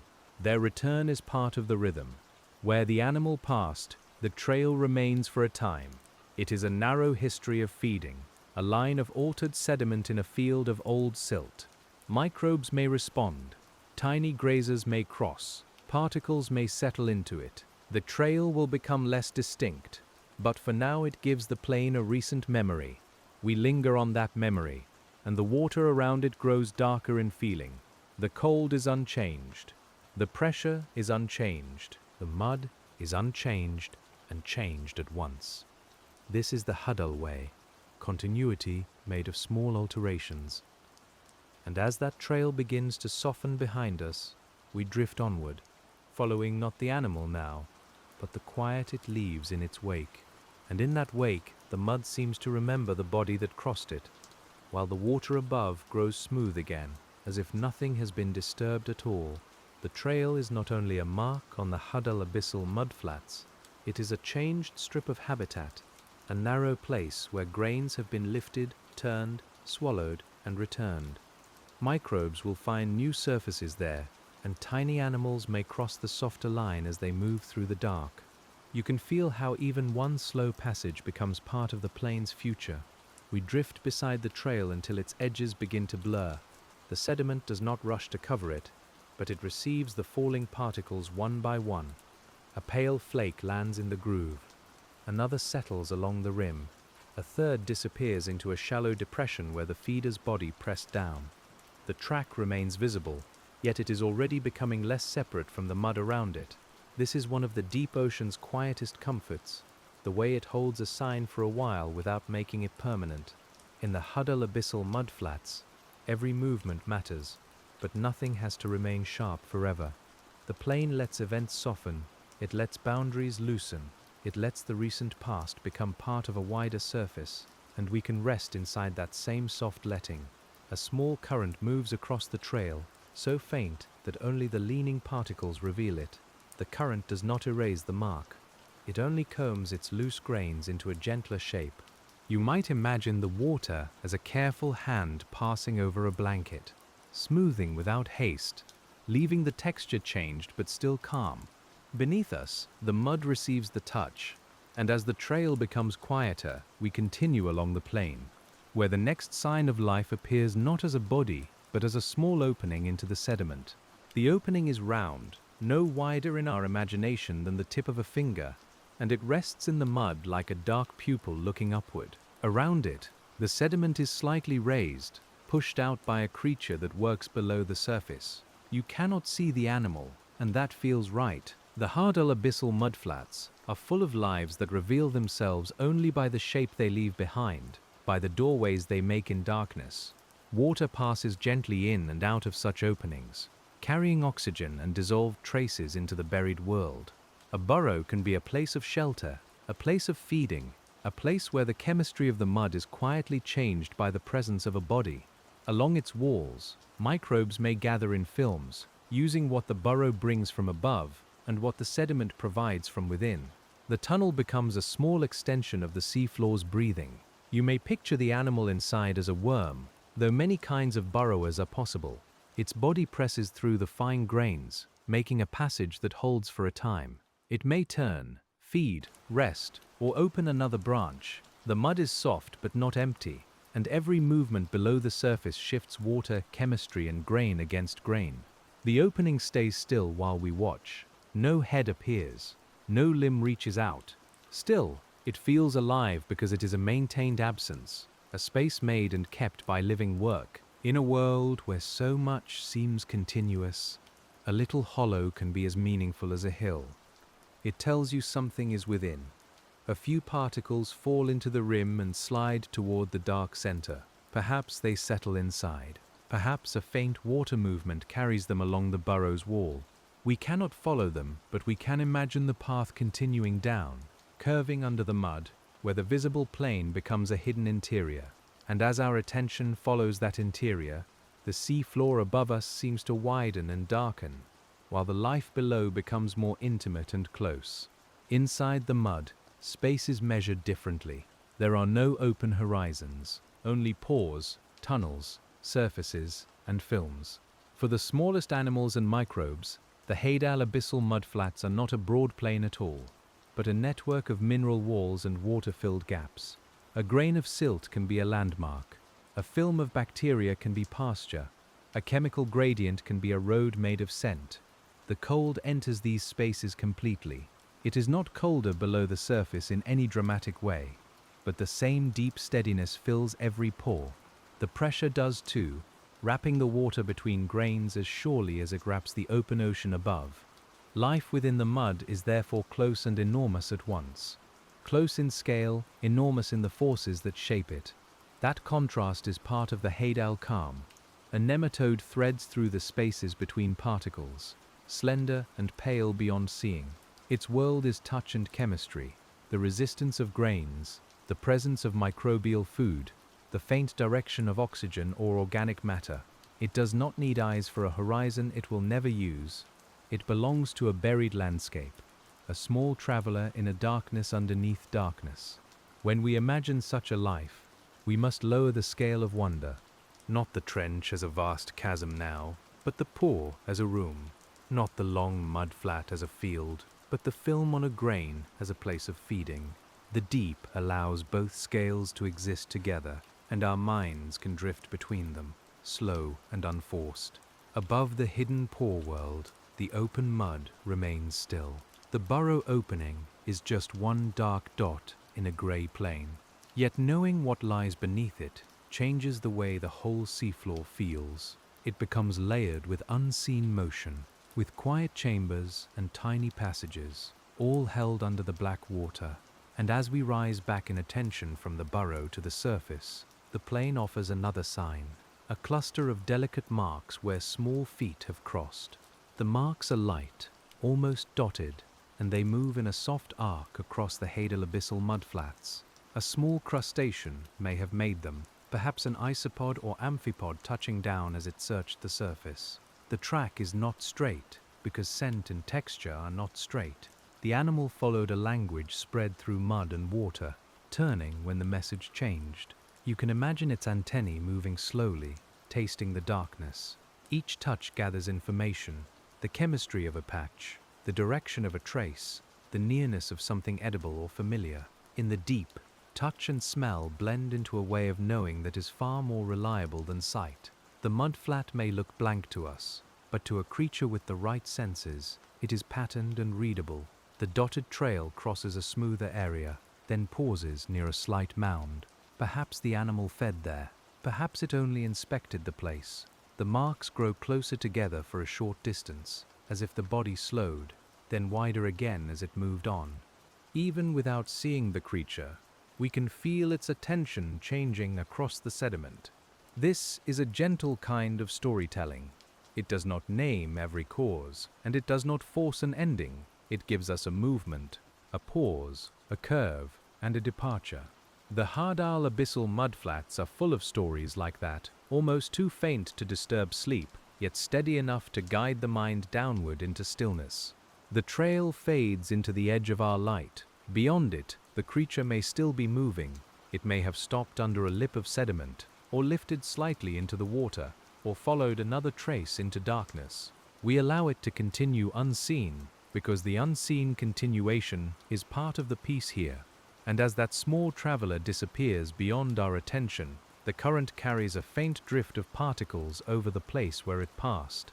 The particles fall unevenly, some sinking straight down, others slanting in the slow near-bottom flow.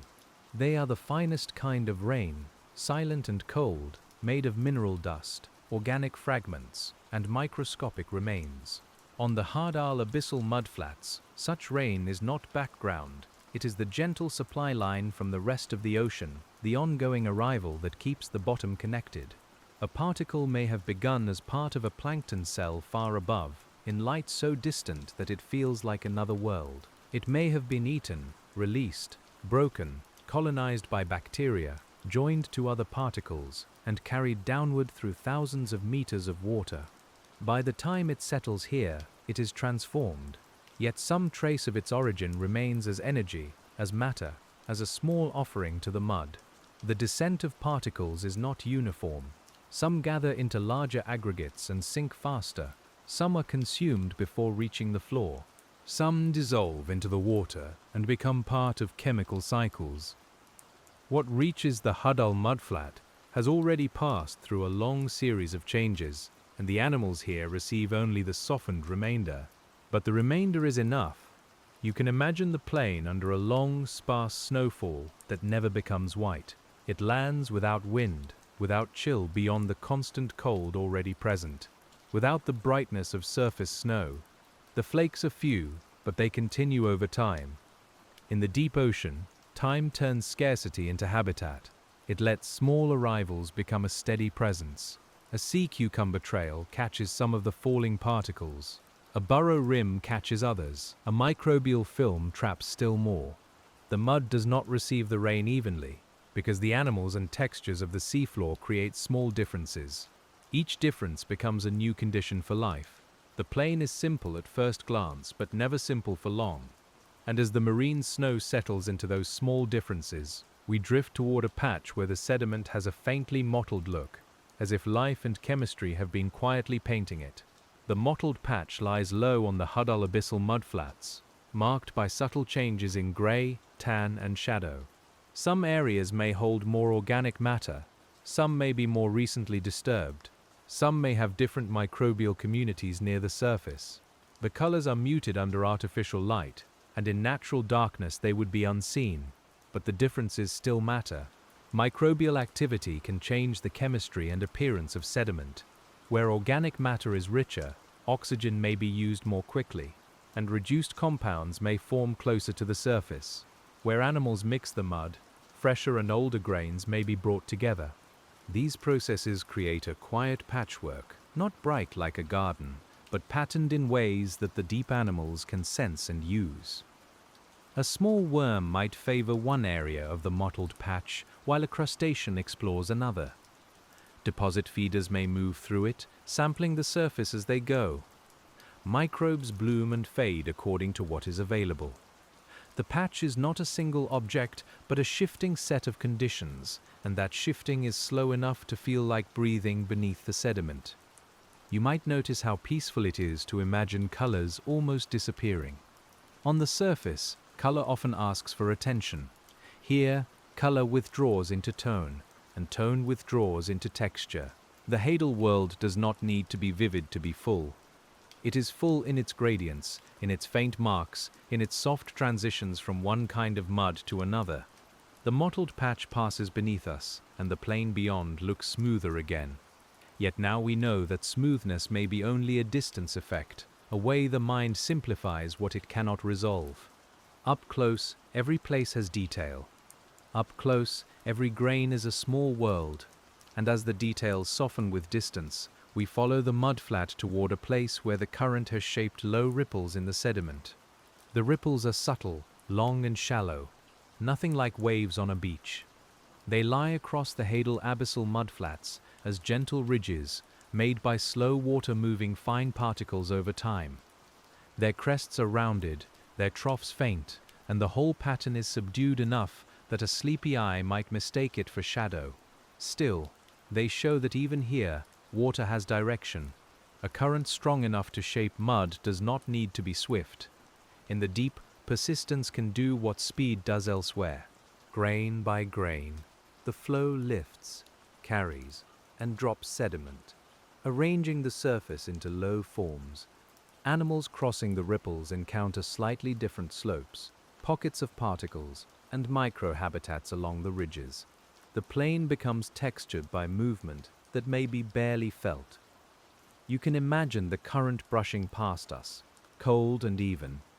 It leans the falling particles toward the ripple troughs. It carries faint chemical traces along the floor. It may bring oxygen-rich water from one part of the trench to another. The current is a quiet messenger, moving through darkness without needing to show itself except in the shape of the mud. The ripples also gather signs of life differently.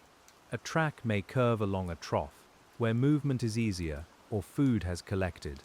A burrow may open on the side of a low ridge, altering the flow around it. A cluster of fine particles may settle behind a tiny obstacle, making a richer pocket for microbes. Everything interacts at the scale of softness. We drift over the ridges slowly, up, down, though the changes are so slight they feel more imagined than seen. The rhythm suits the body. It is like breathing. It is like the gentle rise and fall of a sleeping chest, translated into sediment at the bottom of the sea. And as the ripples fade behind us, the floor becomes smoother again, and the darkness seems to press closer in a calm, even way. The HADAL Abyssal Mudflats are sometimes described by their depth, but depth is only part of their feeling. They are also defined by quiet, by pressure, by fine sediment, by sparse food, and by the lives that have made a home in these conditions. To stay with them in imagination is to stay with the idea that the world is wider than our usual senses. There are homes beneath homes, and silence beneath silence. A pale amphipod crosses the floor, then lifts slightly into the water. Its body curves as it swims with small movements, staying close enough to the mud to sense it. It may be following a chemical trace, avoiding a patch, or simply moving through its ordinary range. The light catches it for a moment and then loses it. The dark accepts it back without a seam.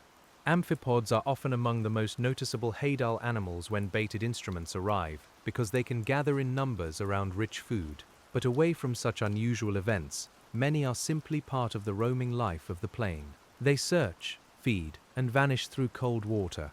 Their pale forms remind us that the mudflats community includes both bottom dwellers and near-bottom swimmers. You may feel the difference between crawling and drifting now. Crawling belongs to the surface, to tracks and contact. Drifting belongs to the water, to currents and scent plumes. Many HADAL animals move between these modes, touching the floor, lifting from it, returning again. The boundary is flexible, and flexibility is one of the deep's quiet strengths. The sediment where the amphipod lifted has a tiny disturbance, a loose smudge, a few grains suspended and settling. It is almost nothing. Yet in this place, almost nothing is visible change. We watch the grains lower themselves until the smudge becomes part of the plain again, and the mud resumes its rest. And as rest returns to the surface, we let our attention widen to the trench beyond the lamp, where the mudflat continues unseen. Beyond the beam, the HADAL Abyssal Mudflats may extend for kilometers along the trench floor, though distance down here is difficult to feel. Without landmarks, space becomes more like atmosphere than measurement. You sense width, because the darkness does not answer back. You sense depth, because the water above is present even when you do not look upward. The plain is vast, but its vastness is soft. Somewhere beyond our light, another animal may be feeding. Farther still, a burrow may be opening. Elsewhere, a patch of fresh organic matter may be gathering amphipods from the dark. In another place, sediment may be settling over an older layer, sealing in a trace of the ocean's past.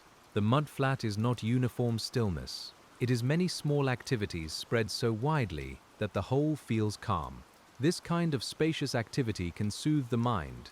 It tells us that life does not always need to be crowded to be alive. It can be scattered and still connected. It can be quiet and still responsive. It can be hidden and still abundant in its own scale. The deep ocean makes room for a different rhythm of being. You can rest in the idea that there is always more plain beyond what is visible. More mud, more tracks, more microbes, more faint currents, more darkness.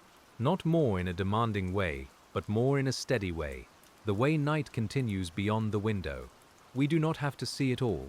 We can trust the continuation. A particle drifts through the top of the beam and turns slowly. It catches the light, then loses it, then catches it again. Its fall is uneven, as if it is deciding how to descend. Eventually it leaves the light and becomes part of the unseen water, still lowering toward the floor. And as that particle lowers beyond our sight, we follow the feeling of descent into the mud's deeper time. The deeper time of the HADAL Abyssal Mudflats is not the time of a single animal crossing the surface. It is the time of sediment layers accumulating, of trenches shifting with tectonic motion, of ocean chemistry changing through ages, of communities adapting over generations. This time is too large to hold sharply, so we hold it gently. We let it become a dark, slow background.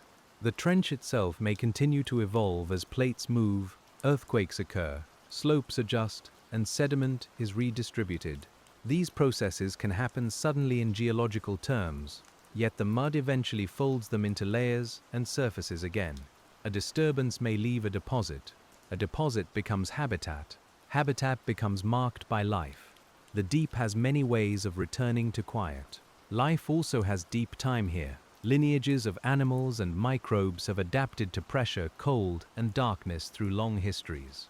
Their present bodies carry that history without needing to tell it. A protein that folds correctly under pressure, a membrane that stays fluid in cold water, a sensory structure tuned to chemical gradients. Each is a small inheritance from the past. Biology remembers through form. You might imagine the mudflat as a meeting of memories. Geological memory in sediment layers, biological memory in bodies, chemical memory in gradients, behavioral memory in tracks that last until the next settling. None of these memories are loud. They do not insist. They simply continue, forming a place where time feels almost physical. The water around us has its own history too. Deep water masses can travel long distances before entering trench environments, carrying oxygen and chemical signatures from faraway regions. By the time this water brushes the HADAL mud, it has been part of a long circulation. The cold touching the seafloor may have begun its journey under distant skies. We never need to name. This connected time makes the mudflat feel both remote and included. It is far from sunlight, but not separate from Earth. It is hidden, but not detached. It receives, records, transforms, and returns. In its slow way, the deepest mud participates in the whole planet's breathing. And as that breathing continues beneath our attention, we drift toward a stretch where the seafloor appears almost untouched by animals, though hidden life remains everywhere. The surface here is very smooth. Few tracks cross the HADAL Abyssal Mudflats in this patch, and the light slides over the sediment without catching much relief. It would be easy to think nothing has happened here for a long time, but smoothness can mean recent settling, gentle current smoothing, or simply activity too small to leave marks we recognize. The absence of visible signs is not the absence of life. Microbes still occupy the grains. Dissolved oxygen still enters the upper layer. Organic molecules still break down slowly. Tiny animals may move between particles without marking the surface. The mud may be as alive here as elsewhere, only less expressive to our eyes. We let that possibility remain open, because the deep often keeps its liveliness below the threshold of sight. A smooth patch can feel especially restful. It gives the mind fewer things to hold. The eye can glide over it, and the body can follow. You may imagine the plain as a soft sheet drawn across the bottom of the trench, cool and uninterrupted. Beneath that sheet, however, the quiet work continues, not disturbing the surface more than it needs to. This is a good place to feel the pressure again. All the water above is present, layered from the surface to the trench floor, pressing evenly on every grain and every hidden body. The pressure has no direction like wind. It comes from all directions at once. In imagination, That evenness becomes a surrounding calm, a deep and steady holding. The smooth mud reflects a little of the lamp's light, not brightly, but enough to make a pale oval beneath us. Beyond the oval, darkness begins. The boundary between light and dark is soft, feathered by suspended particles. Everything about the scene lowers the mind, not by force, but by invitation. And as we accept that invitation, we let the smooth plane carry us onward, toward the next faint sign of feeding. The sign is a row of small pellets lying on the HADAL Abyssal Mudflats like beads made from sediment. They may have passed through the body of a deposit feeder, each one a small packet of processed mud. Under the lamp, they appear slightly raised, perhaps a different shade from the surrounding floor. They are modest, but they tell a story of feeding. Fecal pellets are important in marine sediments because they package fine particles in ways that change how they settle, break apart, and become available to microbes. A pellet may sink faster than loose particles. It may create a concentrated spot of organic matter. It may be eaten again, colonized by bacteria, or broken into the surrounding mud. Even waste becomes structure in the deep.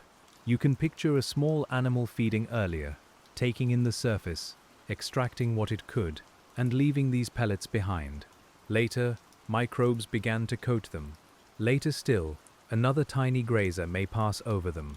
The pellets become part of the seafloor's ongoing exchange, neither discarded nor final. On the HADAL mudflat, nothing is simply done. The row of pellets curves slightly, following the path of the animal that made them. It is another line of movement, but more granular than a trail. Each bead is a moment in the body's passage. Each one rests now in the cold, waiting for the next transformation. This is how the mudflat turns ordinary acts into visible patterns. A slow current nudges fine particles against the pellets, building tiny drifts on one side. The row begins to blend with the surrounding sediment.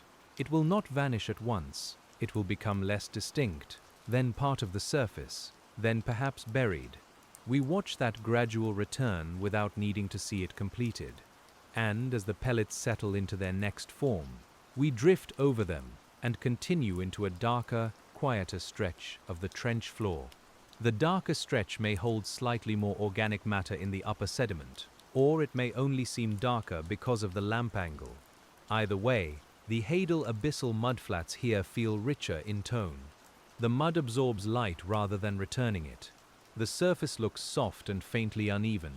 You can almost feel its cold dampness through imagination, though we remain suspended just above it in stillness.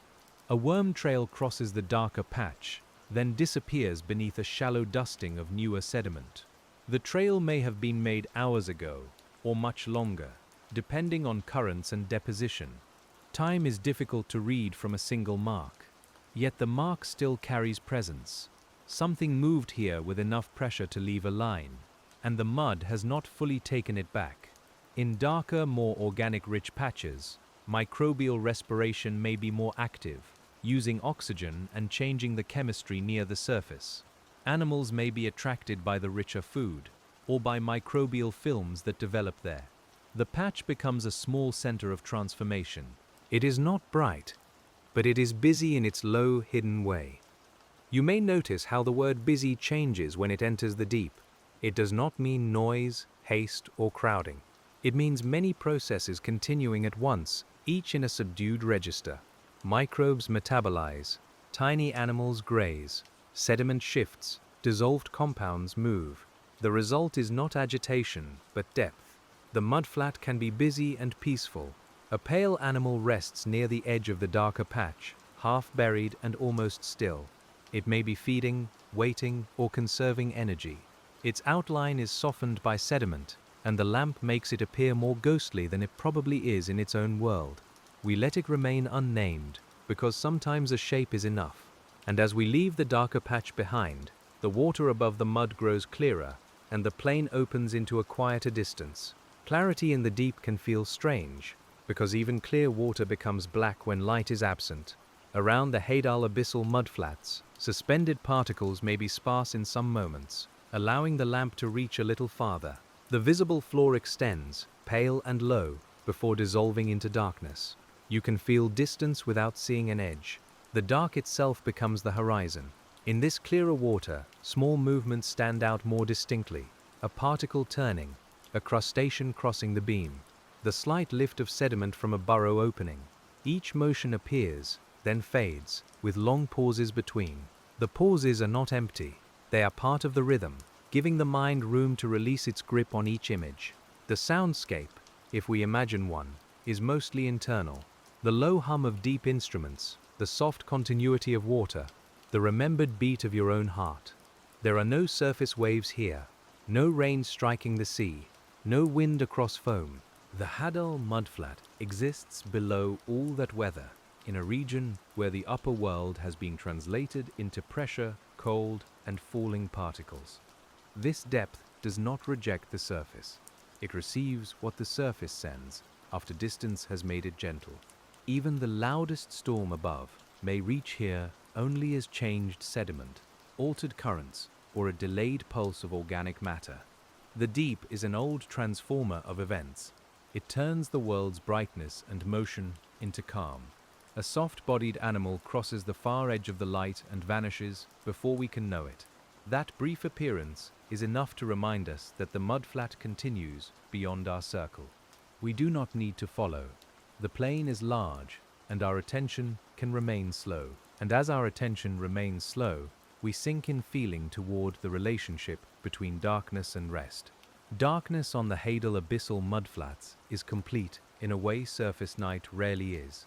Surface night has stars, moonlight, windows, distant roads, and the memory of morning. HADAL darkness has none of those. It is not waiting to become day. It is its own condition, steady and ancient, and the creatures here live within it without longing for light. This kind of darkness can feel peaceful when we stop treating it as absence. It is cover for slow movement. It is the natural background for chemical senses. It is the space in which bioluminescent flashes, when they happen, become meaningful. It is also the reason the seafloor's textures matter more than color. The dark rearranges importance. A worm does not need to see the plane to move through it. A microbe does not need sight to transform a molecule. A crustacean can follow scent and touch. A sea cucumber can feed by contact with the sediment. Life does not pause because light is gone. It changes its language, and the language becomes quieter. You may let your own room become darker behind closed eyes. Not empty, not threatening, just less insistent. The mind can stop reaching for sharp outlines. It can live for a while by softer senses, the feel of breath, the weight of the blanket, the low sound of a voice, the imagined pressure of water around the body. The HADAL Mudflat teaches rest by removing glare. In the beam, the mud remains pale, but beyond it, the true dark waits. We dim the beam again in imagination, and the pale circle contracts. Tracks and particles become less distinct. The plane is still there. The animals are still there. The hidden chemistry still continues, whether we see it clearly or not. And as visibility softens, touch becomes the main sense of the descent. Even though we touch nothing directly, the imagined touch of the HADAL Abyssal Mudflats is fine, cold, and yielding. The mud would lift easily if disturbed, forming a slow cloud before settling again. It would hold a mark, then soften it. It would fill gaps and cover edges. In this way, the seafloor feels less like a hard boundary and more like a deep cushion. For animals, the softness is practical. It allows burrowing. It preserves chemical films. It accepts feeding structures. It can also make movement more energy costly if the body sinks too deeply, so forms and behaviors adjust. A broad foot, a light body, a slow crawl, a buried posture, each may help an animal live with the texture beneath it. The mud shapes movement as surely as water shapes swimming. A sea cucumber's tube feet press lightly, finding purchase without tearing the surface apart. A worm's body pushes between grains, using moisture and muscle to make passage. A small crustacean steps over the mud with delicate points of contact. Each creature has a different relationship with softness. Each one knows the bottom through the pressure of its own body. we can rest in the idea that the seafloor accepts weight without judgment. It takes the track, holds it briefly, and lets it fade. It takes the fallen particle, holds it, and changes it. It takes the remains of life, holds them, and returns them through other lives. The mud is always receiving, and receiving can be a form of peace. A faint settling cloud appears where something moved outside the beam. We do not see the cause, only the aftermath. The particles drift inward, catch the light, and descend. The unseen animal has already gone on with its life. The mud will smooth behind it, and as the cloud clears, we enter another quiet interval, where the most important activity is too small to see. In this interval, microbes are the main inhabitants of our attention. They coat grains, gather around organic particles, and mediate the chemistry that keeps the HADAL Abyssal Mudflats alive. Without them, falling matter would not become available in the same way to the wider community. They are the first readers of many arrivals, the first soft hands on new food. Some microbes break complex molecules into simpler ones. Some consume those simpler compounds. Some use chemical energy sources available within the sediment. Some live in close association with animal bodies, surfaces, or burrows. Their diversity is immense, but their collective presence feels like a quiet glow without light, a living film spread through darkness. You can imagine a fresh particle landing and becoming a tiny island for microbes. Cells attach, enzymes work, the particle's surface changes. A grazer arrives and feeds on the microbial coating. The particle breaks. Its fragments settle into the mud. The process continues beyond what we can see, changing scale but not losing continuity. This is why the deep mudflat is not simply a resting place for debris. It is a place of transformation. Matter arrives in one form and leaves, if it leaves, in another.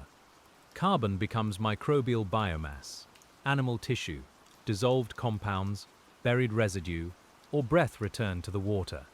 The mudflat is slow, but it is not passive. You may feel the word transformation soften inside you. It does not have to mean sudden change. It can mean a particle altered over days, a trail blurred over hours, a layer compacted over centuries, a body adapted over generations. The deep ocean knows transformations that are almost indistinguishable from stillness, and as those slow transformations continue, we drift back across the visible surface, where a few faint tracks cross and recross like lines in sand under dream water. The crossing tracks on the HADAL Abyssal Mudflats make a loose pattern, not organized, but gently interwoven. One line curves from left to right, another cuts across it at a shallow angle, a third fades before reaching either. The animals that made them may never have met, yet their movements share the same surface, and the mud holds them together for a while in pattern. This is how communities can be felt even when individuals are apart. The animals may be scattered, but their traces overlap. Their feeding alters common sediment. Their burrows change shared chemistry. Their waste becomes food or structure for other lives. The mudflat is communal, not because everything is crowded, but because every action enters the same receiving ground. You can imagine a time lapse of this patch, not fast, but dream slow. Tracks appear and soften. A particle lands. A burrow opens. A sea cucumber passes. Microbial films grow. A current leans the suspended silt. The surface never becomes still in the absolute sense, yet it remains restful, because every change moves with the grain of the place. The light catches a tiny shell fragment near one intersection of tracks. It is curved, pale, and half-buried. Perhaps it came from a microscopic organism, perhaps from something larger broken down by time and movement. It is now a small, hard note in the soft mud, catching particles along one edge. Even fragments make habitats of the scale of smallness.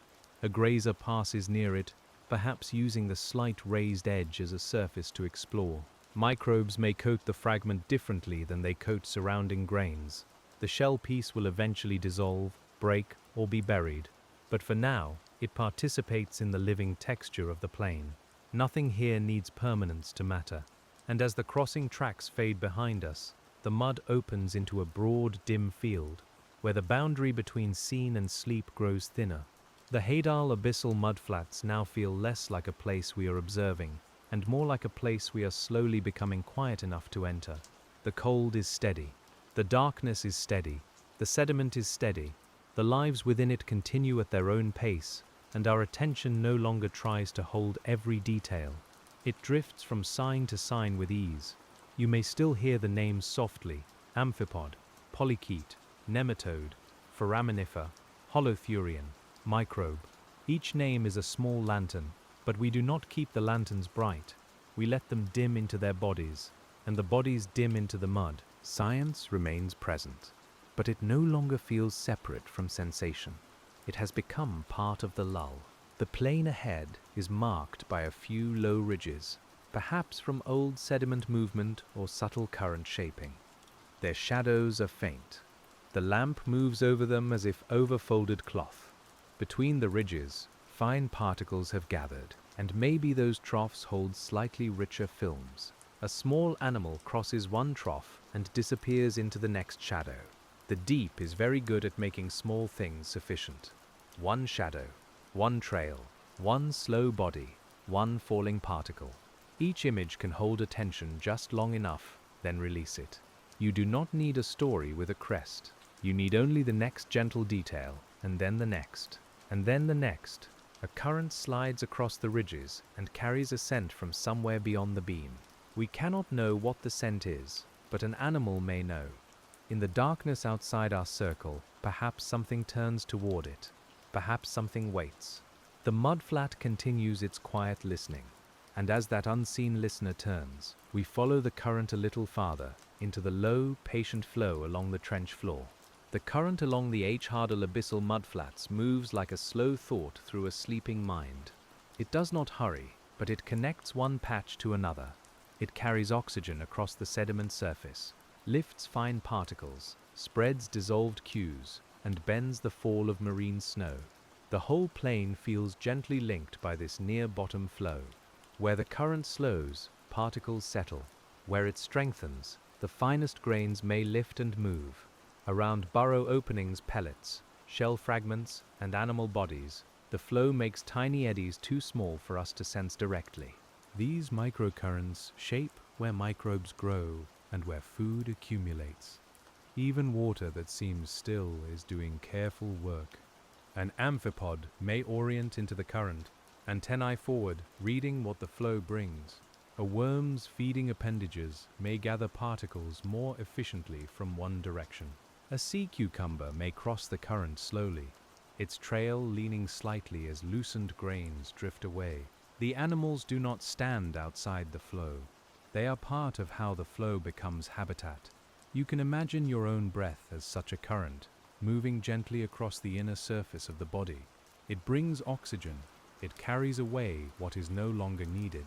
It changes without demanding attention. Breath and deep current are not the same, but in the quiet, they can rhyme. Both are continuations. Both support life by repeating softly. The current weakens again, and the particles fall more vertically. The mud surface grows smoother. The tracks become clearer for a while, because less sediment moves across them. Then a new drift begins, and the edges soften. The pattern is endless, and the endlessness is restful. And as the flow eases, we settle back toward the floor, where the mud is waiting with the patience of something that has held darkness for ages. The HADAL Abyssal Mudflats do not need light to appear in the mind now. You can sense them even with the imagined lamp nearly gone, as a cold, soft breath beneath all the water. The animals are there, whether visible or not. The microbes are there. The burrows, trails, pellets, films, and particles are there. The ecosystem continues as a low, steady presence. A tiny animal moves between grains below sight. A pale crustacean crosses beyond the beam. A sea cucumber feeds somewhere farther along the plain. A worm turns in its burrow and changes the chemistry around it. None of these events rises above the others. They are equal in the dark, woven into the same unhurried fabric. This equality is calming. The deep does not place a spotlight on one life for long. It lets each life do its portion of the work and then return to the whole. The mud receives all marks without ranking them. The track of a small crustacean, the trail of a sea cucumber, and the invisible metabolism of microbes all matter in their own scales. You may feel that scale shifting inside your attention. Large worries become smaller, small sensations become sufficient. The weight of the blanket, the dark behind the eyes, the slow sound of words, each becomes enough. The HADAL mudflat has taught your attention to lower itself, to accept the quiet surface and the hidden life beneath it. A final suspended particle in this patch crosses the dim light and settles near a burrow rim. It changes the rim almost not at all, yet the change is real.